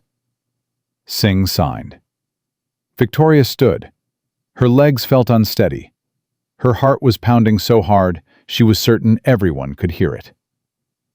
My father started this company in a garage, with a soldering iron and a dream. He built something that employs 2,000 families. Something that matters. Her voice cracked. I haven't always honored his legacy. I've made mistakes. I've hurt people. I've looked right past the talent standing in front of me. Victoria turned to Daniel. He met her eyes with quiet steadiness. But I'm learning, thanks to people who believed I could be better than I've been. She picked up the pen. This signature isn't just about business. It's about becoming the leader my father would have been proud of. Victoria signed. The room erupted in applause. Handshakes and embraces and congratulations in 4 languages filled the space. But Victoria only had eyes for Daniel. He stood slightly apart from the celebration, watching with an expression she couldn't quite read. Pride, maybe. Relief. Something else, too. Something that looked almost like peace. Victoria crossed the room to him. Daniel Harrison. Miss Sterling? Victoria. He smiled slightly. Victoria. You saved my company today. You saved 2,000 jobs. You saved everything. Daniel shook his head. I translated. You saved it. Don't do that. Victoria's voice was firm. Don't diminish what you did.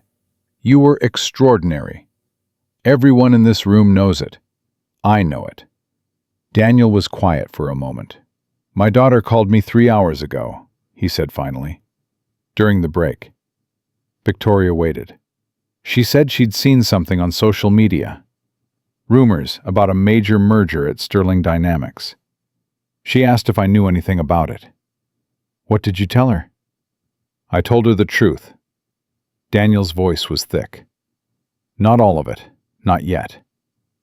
But I told her I was consulting on the deal, that my experience was finally being recognized, that her father might be coming back.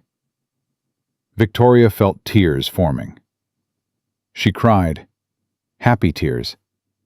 She said she'd been worried about me for 3 years, said she could tell something was wrong, but didn't know how to ask. Children always know. Yes. Daniel smiled through his own tears. She asked if I was going to be okay now. I told her yes. For the first time in 3 years, I believe it. Victoria reached out and took his hand, just as she had last night. But this time, she didn't let go. Daniel, tomorrow when the press learns about this merger, they're going to want to know who you are. How you appeared out of nowhere to save a $1 billion deal. I've thought about that. What do you want to tell them? Daniel considered the question. The truth, he said finally. That I was a driver who became a diplomat again. That I was invisible until someone chose to see me. That talent exists everywhere if people are willing to look. They're going to ask about me, too. About how I treated you. Yes. I'm going to tell them the truth, too. Victoria squeezed his hand. I'm going to tell them I was blind, cruel, that I looked right past one of the most remarkable people I've ever met Because I'd decided what he was worth before I knew who he was. That's going to damage your reputation. It should. Victoria's voice was steady. I damaged yours for 3 years. A little public accountability seems fair. Daniel studied her face for a long moment. Linda would have liked you, he said quietly. Not the old you, but this you, the one who's learning. Victoria felt something release in her chest. Tension she'd been carrying for years. Weight she hadn't known she was holding. I hope I get to keep learning, she said. I hope you'll help me. Count on it. Nakamura approached them, his face glowing with warmth. Harrison-san, a word? Daniel released Victoria's hand and bowed slightly to Nakamura. I have spoken with Ms. Singh, Nakamura said. We wish to make a proposal. I'm listening. Nakamura Singh Holdings requires a chief cultural officer, someone to oversee international relations across all our combined operations, someone who understands both Eastern and Western business, someone who can prevent the misunderstandings that destroy partnerships. Daniel's breath caught. We wish to offer you this position. Joint appointment with Sterling Dynamics. Salary commensurate with executive level. Full benefits. Equity participation in both companies. Victoria stepped forward. Mr. Nakamura, with respect, Daniel already has a position at Sterling Dynamics. Nakamura smiled. This is why we propose joint appointment. He serves both families, bridges both worlds. Daniel, Victoria turned to him. This is your choice. Whatever you decide, I support you. Daniel was silent for a long moment. Victoria could see him processing. The magnitude of the offer, the implications for his career, for his daughter, for his future. Mr. Nakamura, Daniel said finally, I am honored beyond words. But I need to ask one question. Ask. Does this offer exist because of my credentials, or because of what I did today? Nakamura's expression grew serious. It exists because you are the finest diplomatic mind I have encountered in 40 years of business. It exists because you saved this merger not once, but many times. It exists because my nephew Kenji called me tonight and said, Grandfather, this man is extraordinary. Nakamura placed his hand on Daniel's shoulder. It exists because you deserve it. Simply. Completely. Daniel's eyes were bright with tears he refused to shed. Then I accept, with gratitude and humility. Nakamura embraced him. The gesture was shocking in its intimacy. Japanese executives rarely showed physical affection in professional settings, but it felt right, natural, earned. When they separated, Victoria was crying openly. Daniel Harrison, she said, laughing through her tears. Executive Vice President of Global Relations, Chief Cultural Officer. How does that sound? Daniel smiled. The expression transformed his entire face, made him look 10 years younger. It sounds like coming home. The celebration continued for another hour. Champagne was opened. Toasts were made in 4 languages. Plans were discussed for announcement ceremonies and press releases and integration timelines. But at 10:30, Daniel excused himself. Victoria found him in the hallway, his phone pressed to his ear. She stayed back, giving him privacy, but she could hear fragments. Emma, sweetheart, I have news. A pause. Better than good. Baby girl, I need to tell you something. Something I should have told you a long time ago. Another pause. Longer this time. For 3 years, I wasn't writing a book. I was driving a car. I took a job as a chauffeur because it was the only work I could find that paid the bills. Victoria heard a sound from the phone. Emma's voice, high with emotion. I know. I'm sorry. I didn't want you to know that your father had fallen so far. I didn't want you to worry. More sounds from the phone. Crying now. But something else, too. Words Victoria couldn't quite make out.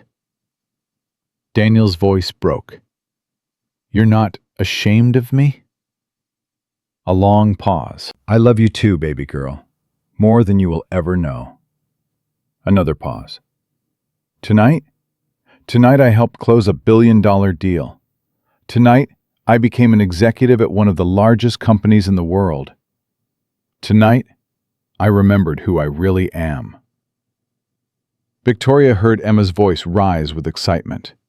Yes, Johns Hopkins is fully funded. Every year, you graduate debt-free. The sound that came through the phone was pure joy. There's someone I want you to meet, Daniel continued. Someone who helped me get here. Someone who saw me when I'd given up on being seen. He turned and caught Victoria's eye. Her name is Victoria Sterling. She's my boss, and she's becoming my friend. Victoria walked toward him, tears streaming down her face. Daniel held out the phone. Emma wants to say thank you. Victoria took the phone with trembling hands. Hello? Miss Sterling? A young woman's voice, thick with emotion. I don't know how to thank you. My dad, he's been so sad for so long. I knew something was wrong, but he wouldn't tell me. And now, Emma, Victoria's voice was steady despite her tears. Your father is the most extraordinary man I've ever met. I'm the one who should be thanking you. Thanking me? For raising him right, for giving him something to fight for being the reason he never gave up. Silence on the line. He didn't raise me, Emma said finally. We raised each other. After Mom died, it was just us. He worked himself to exhaustion so I could go to medical school. He sacrificed everything. I know. Miss Sterling, take care of him, please. He deserves someone who sees how special he is. I will, Victoria promised. I give you my word.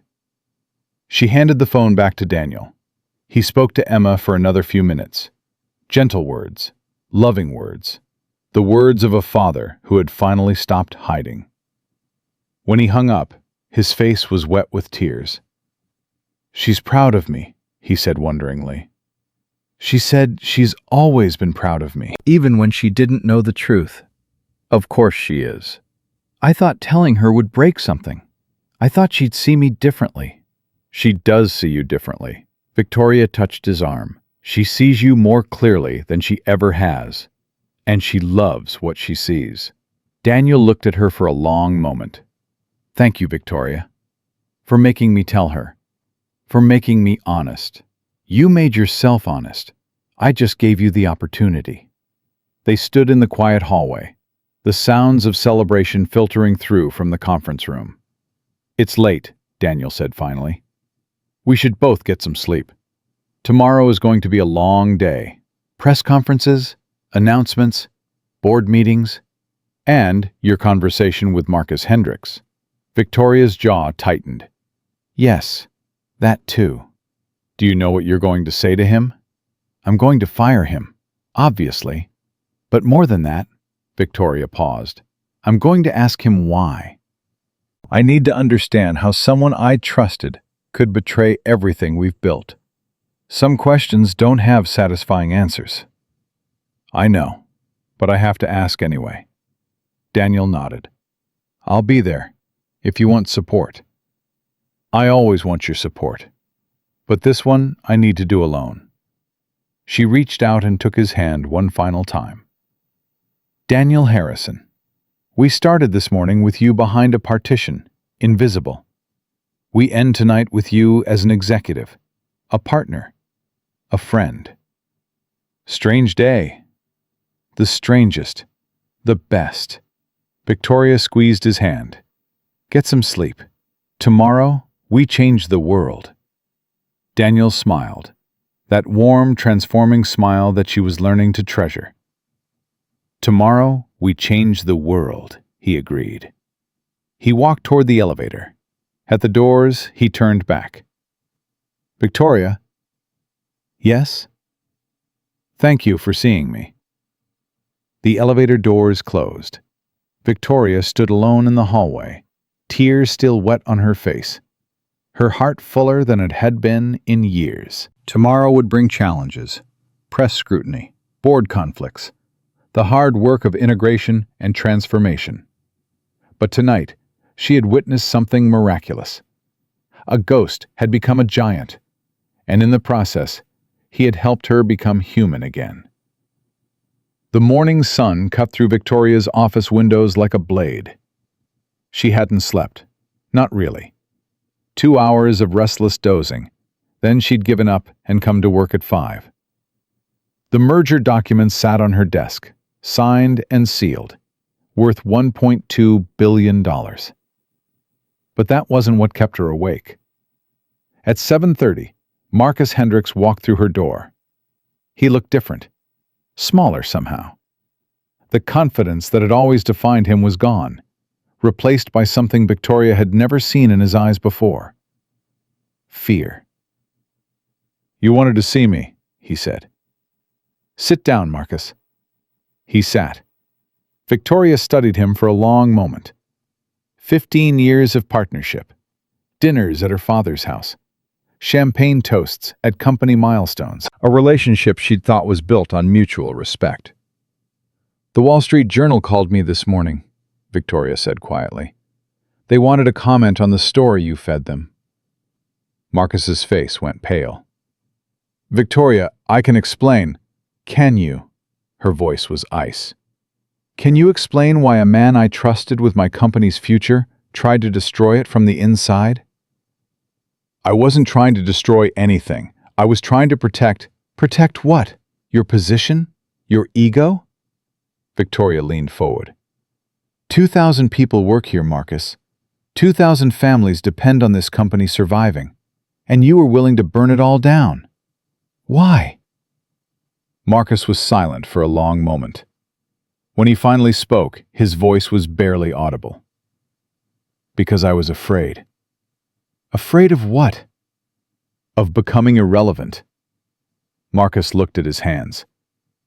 "I've been with this company since your father hired me out of business school. I helped build it. I sacrificed my marriage, my health, everything for Sterling Dynamics. And then you brought in a driver. A driver, Victoria. And within 24 hours, he was more valuable to this company than I've been in 15 years. Victoria sat back. She hadn't expected this. "I watched him in that boardroom," Marcus continued, "speaking languages I'll never learn, understanding cultures I'll never grasp, solving problems I didn't even know existed." His voice cracked. "I realized I'm obsolete, a dinosaur in a world that doesn't need me anymore." "So you decided to destroy the merger rather than face that truth." "I decided to slow it down, force you to rely on traditional methods, methods where I still had value."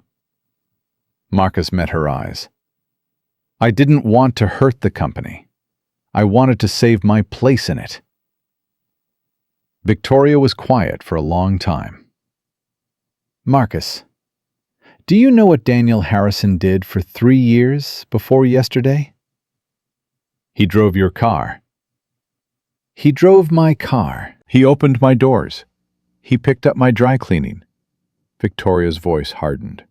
"A man with a Georgetown PhD, a Harvard master's, 22 years of diplomatic service. He spent 3 years being invisible because the world decided he was obsolete too." Marcus flinched. "The difference between you and him is what you did with that fear." Victoria stood. "Daniel chose to believe that someday someone would see his value. He chose hope over destruction. He chose patience over sabotage." "Victoria, please. You're fired, Marcus." The words hung in the air like a death sentence. Your severance package will be generous because of your years of service, but you will never work for this company again. And if I ever hear that you've spoken to the press about Sterling Dynamics, about Daniel Harrison, or about anything that happened in the past 48 hours, I will personally ensure that no company in this industry ever hires you again." Marcus stood slowly. His face was gray. "For what it's worth," he said quietly, "I'm sorry." "So am I." Victoria met his eyes one final time. "You could have been part of something extraordinary, Marcus. Instead, you chose fear. That's a choice you'll have to live with." Marcus walked out of her office. Victoria sat alone, staring at the door he'd closed behind him, and felt something she hadn't expected. Sadness. Not for Marcus. For the man he could have been, if he'd made different choices. The press conference was scheduled for 11. Victoria arrived at the Sterling Dynamics auditorium to find it packed with reporters, cameras, and executives from all three companies. The energy in the room was electric. Everyone knew something historic had happened. They just didn't know the full story yet. Daniel was already there, standing near the stage. He was wearing a new suit, charcoal gray, perfectly tailored, and looked like a completely different person from the driver she'd screamed at 2 days ago. No, not a different person. The same person, finally visible. "Ready?" Victoria asked. "As I'll ever be." "They're going to ask about your background, about how you came to work here." "I know." "I'm going to tell them the truth, all of it, including how I treated you." Daniel studied her face. "You don't have to do that. We could focus on the merger. Keep the personal details private." "No," Victoria's voice was firm. "If this story is going to mean anything, it has to be honest. People need to hear that I was wrong, that I looked right past someone extraordinary because I'd decided what he was worth before I knew who he was." "It might damage your reputation." "It might change someone else's perspective." Victoria touched his arm. "Somewhere out there, there's a CEO who treats their driver the same way I treated you. Maybe hearing this story will make them think twice. Maybe they'll actually look at the person behind the uniform." Daniel nodded slowly. "Okay, let's tell the truth." They walked onto the stage together. The room went silent. "Good morning," Victoria began. "Thank you all for being here. I'm pleased to announce that Sterling Dynamics has successfully completed a merger with Nakamura Singh Holdings, creating one of the largest technology partnerships in North American history." Applause rippled through the room. "But before I discuss the details of this merger, I need to tell you a different story. A story about failure, about blindness, about a man who saved my company while wearing a driver's uniform." The reporters leaned forward. 3 years ago, I hired Daniel Harrison as my personal driver. I didn't ask about his background. I didn't ask about his experience. I didn't ask anything except whether he could be available on weekends. Victoria's voice was steady, but her hands trembled slightly. "What I didn't know was that Daniel Harrison holds a PhD in International Relations from Georgetown University and a master's in Applied Linguistics from Harvard. He spent 22 years as a senior diplomatic translator for the United States Department of State. He negotiated G7 summits and trade agreements. He translated for 3 American presidents." Murmurs swept through the room. "For 3 years, I treated this extraordinary man like furniture. I made him raise a partition between us because I didn't want to look at his face. I called him names that should never be spoken to another human being." Silence now. Complete, shocked silence.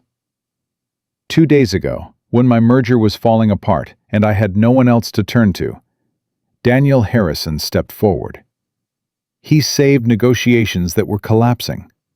He bridged cultural divides that were destroying trust.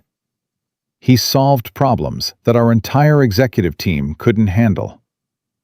Victoria turned to Daniel. He did this not because he owed me anything. I had given him nothing but disrespect. He did it because 2,000 families depend on this company, and he cared about them more than he cared about how I'd treated him. She faced the reporters again. I stand before you today a changed person, not because the merger succeeded, because Daniel Harrison taught me that talent exists everywhere, in corner offices and in driver's seats, that worth isn't measured by job titles or uniforms, that the person you dismiss today might be the one who saves you tomorrow. Victoria stepped back from the microphone. Ladies and gentlemen, I present the newest Executive Vice President of Sterling Dynamics and Chief Cultural Officer of our combined enterprise, Daniel Harrison. The applause was thunderous. Daniel approached the microphone. His posture was calm, his voice steady. Thank you, Victoria, and thank you all for being here. He paused, gathering his thoughts. 18 months ago, I sat in my car in this very parking garage, wondering if I would ever matter again. I had applied for over 300 jobs. I had been rejected by companies who said I was too old, too qualified, too expensive. I had watched my wife die of cancer and my savings disappear into medical bills. I had a daughter in medical school who thought her father was writing a book because I was too ashamed to tell her the truth. The room was utterly silent. I took this job because I needed to survive. I stayed because I believed that someday someone would see me, really see me, not the uniform, not the job title, me. Daniel's voice grew stronger. 2 days ago, Victoria Sterling saw me. Not because I did something extraordinary. I was just doing what I was trained to do. She saw me because she chose to look, because she was desperate enough to ask for help and humble enough to accept it from someone she'd dismissed. He turned to face Victoria. That choice changed both of our lives. It saved this company. It saved 2,000 jobs. And it proved something I've believed my whole career. That connection happens when we choose to see each other as human beings, not as functions. Daniel faced the reporters again. I'm not sharing this story to make myself look good or to embarrass Victoria. I'm sharing it because right now, in offices and homes and restaurants across this country, there are people being overlooked. People whose talents are invisible because we've decided what they're worth before we know who they are. His voice dropped, but carried through the silent room. The janitor cleaning your building might have an engineering degree. The Uber driver taking you to the airport might speak 6 languages. The receptionist answering your phones might have run companies in another country. Daniel paused. We miss them because we're not looking. We lose them because we don't ask. And every day, their talents go unused while we wonder why we can't find good people. He straightened his shoulders. I'm standing here today because one person chose to look. Imagine what would happen if everyone did. The applause that followed was different from before.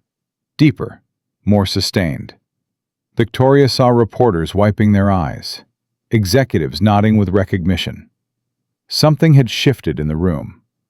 Questions came fast after that, about the merger details, about Daniel's background, about Victoria's decision to share such a personal failure publicly.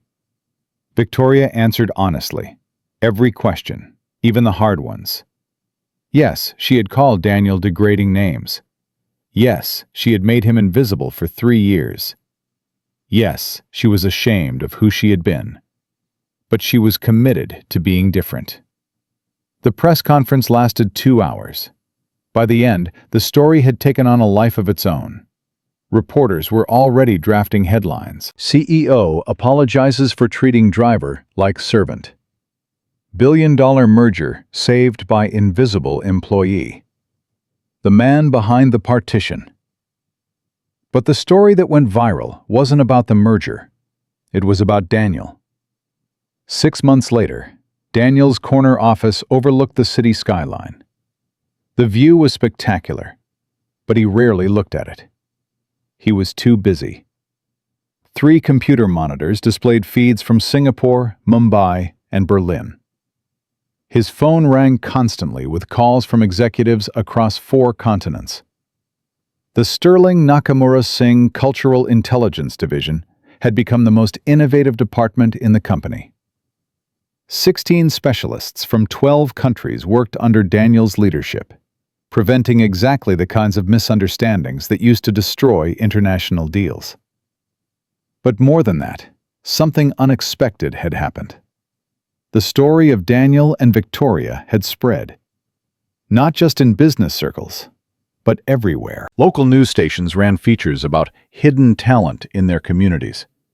Universities invited Victoria to speak about unconscious bias. Companies started programs to interview their service workers about their backgrounds.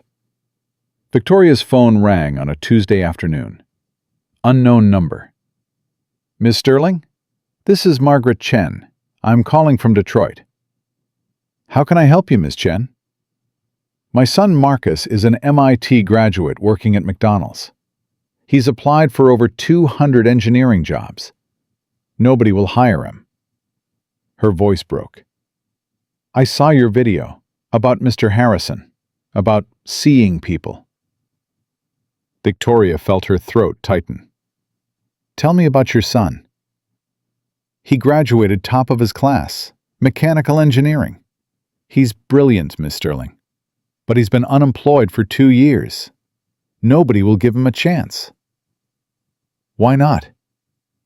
A long pause. "He has a criminal record. When he was 19, he made a mistake. Served 2 years. He's been paying for it ever since." Victoria thought about Daniel, about second chances, about the partition between who people are and who we allow them to become. "Send me his resume," Victoria said. "Really?" "Really. I can't promise anything, but I can promise to actually look at it." Margaret Chen cried. Victoria cried too. That was the first call. It wasn't the last.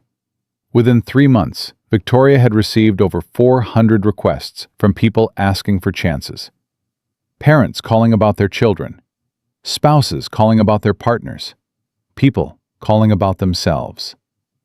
She couldn't help everyone. No one could. But she could change the system.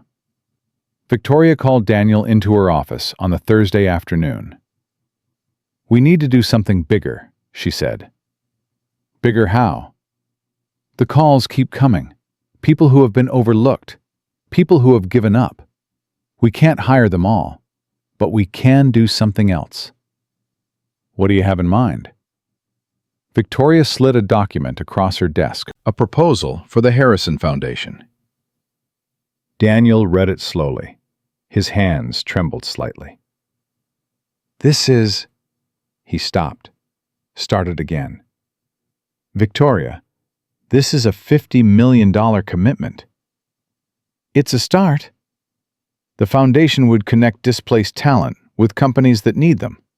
Training programs, resume workshops, cultural integration support." Daniel looked up. "You want to name it after me?" "I want to name it after what you represent. Second chances, hidden talent, the belief that worth exists everywhere." Daniel was quiet for a long moment. "Emma called me last night," he said finally. "How is she?" "She's graduating next month. Top of her class." Daniel's voice was thick with pride. "She asked if she could work for the foundation after her residency. She wants to help people who've been overlooked, the way her father was." Victoria smiled through tears. "What did you tell her?" "I told her the foundation would be lucky to have her." They sat in comfortable silence. "Daniel," Victoria said quietly, Do you ever think about what would have happened if I hadn't needed help that day? If the interpreters had been available? If the merger had proceeded normally? Sometimes. Where would you be? Daniel considered the question. I'd applied for a job the morning before everything changed. Marketing coordinator at a community college. $28,000 a year. I was going to accept it, tell Emma to transfer to a cheaper school. Except that my career was over. And now? Daniel looked around his office. The commendations on his wall. The photos of Emma at her white coat ceremony. The framed letter from Nakamura thanking him for his service. Now I have more than I ever dreamed of. A career I love. A daughter who's proud of me. A company that sees my value. He met Victoria's eyes. And a friend who taught me that being seen requires someone willing to look. Victoria stood and walked to the window. The city stretched out below them, millions of lives intersecting in ways they would never fully understand. My father used to say that companies aren't machines, they're families. Her voice was soft. I forgot that for a long time. I treated people like functions instead of human beings. And now? Now I know every name, every face, every story. Victoria turned to face Daniel. Last week, I had coffee with Maria Rodriguez. She was my driver before you. Did you know she has a law degree? I didn't. She's our new head of legal compliance. Turns out she spent 15 years practicing immigration law in Mexico before her husband got transferred here and she couldn't find work in her field. Daniel smiled. How many have there been? People like us. 14 so far. Engineers working as janitors, professors working as security guards, doctors working as administrative assistants. Victoria shook her head. They were here the whole time. We just never looked. Victoria's assistant knocked on the door. Miss Sterling, your 11 o'clock is here. Send them in. The door opened, and Emma Harrison walked through. Daniel rose so fast he nearly knocked over his chair. Emma, what are you doing here? Emma crossed the room and hugged her father tightly. When she pulled back, her eyes were bright with tears. I finished my boards early. I wanted to surprise you. She turned to Victoria. And I wanted to meet the woman who saved my father. Victoria shook Emma's hand. Your father saved himself. I just got out of his way. That's not what he tells me. Emma's voice was firm. He says you saw him when nobody else would. That you chose honesty over reputation. That you changed your whole company because of what you learned from him. He's being generous. He's being Dad, Emma smiled. He always sees the best in people, even when they don't deserve it. Victoria felt her throat close. He taught me to do the same. The three of them stood together in the sun-filled office. 3 lives that had intersected in the most unlikely way. 3 stories that had become one. I have something for both of you, Victoria said. She walked to her desk and retrieved 2 small boxes. The board approved these yesterday. Daniel opened his box first. Inside was a sterling silver lapel pin shaped like a key. The Sterling Key Award, Victoria explained. Given to employees who unlock potential in others. You're the first recipient. Daniel stared at the pin. His eyes were wet. Emma opened her box next. The same pin, but smaller. Designed for a lab coat. For you, Victoria said. When you join the foundation after your residency. So you'll always remember that seeing people is a choice we make every day. Emma clutched the pin to her chest. Thank you for everything you've done for my father. For everything you're doing for people like him. Thank your father, Victoria said. He taught me that the person you dismissed today might be the one who saves you tomorrow. I just learned the lesson. Daniel put his arm around his daughter. father and daughter, standing in an office that represented everything they'd overcome. "What happens now?" Emma asked. Daniel looked at Victoria. Victoria looked at Daniel. "Now we change the world," Daniel said. "One person at a time." The Harrison Foundation launched 6 weeks later. In its first year, it connected over 2,000 displaced professionals with companies that needed their talents. Engineers, doctors, lawyers, teachers, people who had been invisible, suddenly seen. People who had given up, suddenly hopeful. Victoria spoke at the Foundation's first annual gala. The room was filled with executives, philanthropists, and the faces of people whose lives had been transformed. "1 year ago," Victoria began, "I slapped my driver's hand away from my radio. I called him names. I made him invisible. I treated him like he was less than human." The room was silent. "That man is standing beside me tonight. Executive Vice President Daniel Harrison. The finest person I have ever known." Applause filled the ballroom. Daniel didn't save my company because he owed me anything. He saved it because he believed that everyone deserves a second chance. That talent exists everywhere. That worth isn't measured by job titles. Victoria looked out at the assembled faces. "Tonight, I ask you to make a choice. Tomorrow morning, when you interact with someone in a service job, your driver, your receptionist, your janitor, stop. Ask them their name. Ask them their story. Ask them what they dreamed of becoming before life got in the way." She paused. "You might be surprised. You might be changed. And you might discover that the person you've been overlooking is the person who can save you." Victoria stepped back from the microphone. Daniel took her place. "My wife Linda used to say that the world tries to tell you what you're worth," Daniel said softly. "She told me not to listen, that I should decide my own worth." He looked at Victoria. "For 3 years, I didn't believe her. I thought the world had decided I was nothing, and I accepted it. But then someone looked at me, really looked, and everything changed." Daniel faced the audience one final time. "Right now, someone is serving your coffee who speaks 4 languages. Someone cleaning your office who has an engineering degree. Someone driving your car who translated for presidents." His voice grew strong. "They're waiting to be seen. They're waiting to matter again.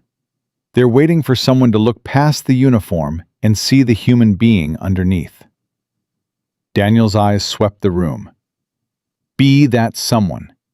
Look, ask, listen, and remember, the person you dismiss today might be the one who saves you tomorrow." The applause was thunder, standing ovation, tears on 100 faces. But Daniel wasn't looking at the crowd. He was looking at his daughter Emma, standing in the front row in her white coat, the Sterling Key Award pinned over her heart. He was looking at Victoria Sterling, the woman who had once called him worthless, standing beside him as a partner and friend. He was looking at a future he had almost given up on, reclaimed through hope and patience and the simple revolutionary act of being seen. Daniel Harrison had spent 3 years behind a partition, invisible to the world. Now the world could see him, and he had never looked more like himself. The story of Daniel Harrison spread to every corner of the country. It was shared in boardrooms and classrooms. It was discussed on morning shows and in corporate training sessions. It became a case study in leadership programs and a touchstone for conversations about hidden talent. But the most important change happened in small moments, invisible to cameras and headlines. A CEO in Chicago asked her security guard about his background. He turned out to be a retired firefighter with logistics expertise. She hired him to manage building operations. He saved the company $300,000 in his first year. A restaurant owner in Phoenix started interviewing his dishwashers about their skills. One of them had been a sous chef in Mexico City. He's now the head chef. The restaurant has a 2-month waiting list. A tech startup in Austin hired a receptionist who mentioned she used to teach computer science in Vietnam. She's now their director of engineering. One by one, partition by partition, the invisible became visible. And it all started with one woman who chose to look. One man who refused to give up. One moment that changed everything. Daniel Harrison still keeps his old driver's license in a frame on his desk. Not as a reminder of what he lost, as a reminder of who he always was. A Georgetown PhD, a Harvard master's graduate, a State Department diplomat who translated for presidents, a father who sacrificed everything for his daughter, a man who believed, even in the darkest moments, that someday someone would see him. The partition between us and them is not made of glass. It is made of assumptions, of judgments, of decisions we make before we know the truth. We can lower it any time we choose. All we have to do is look.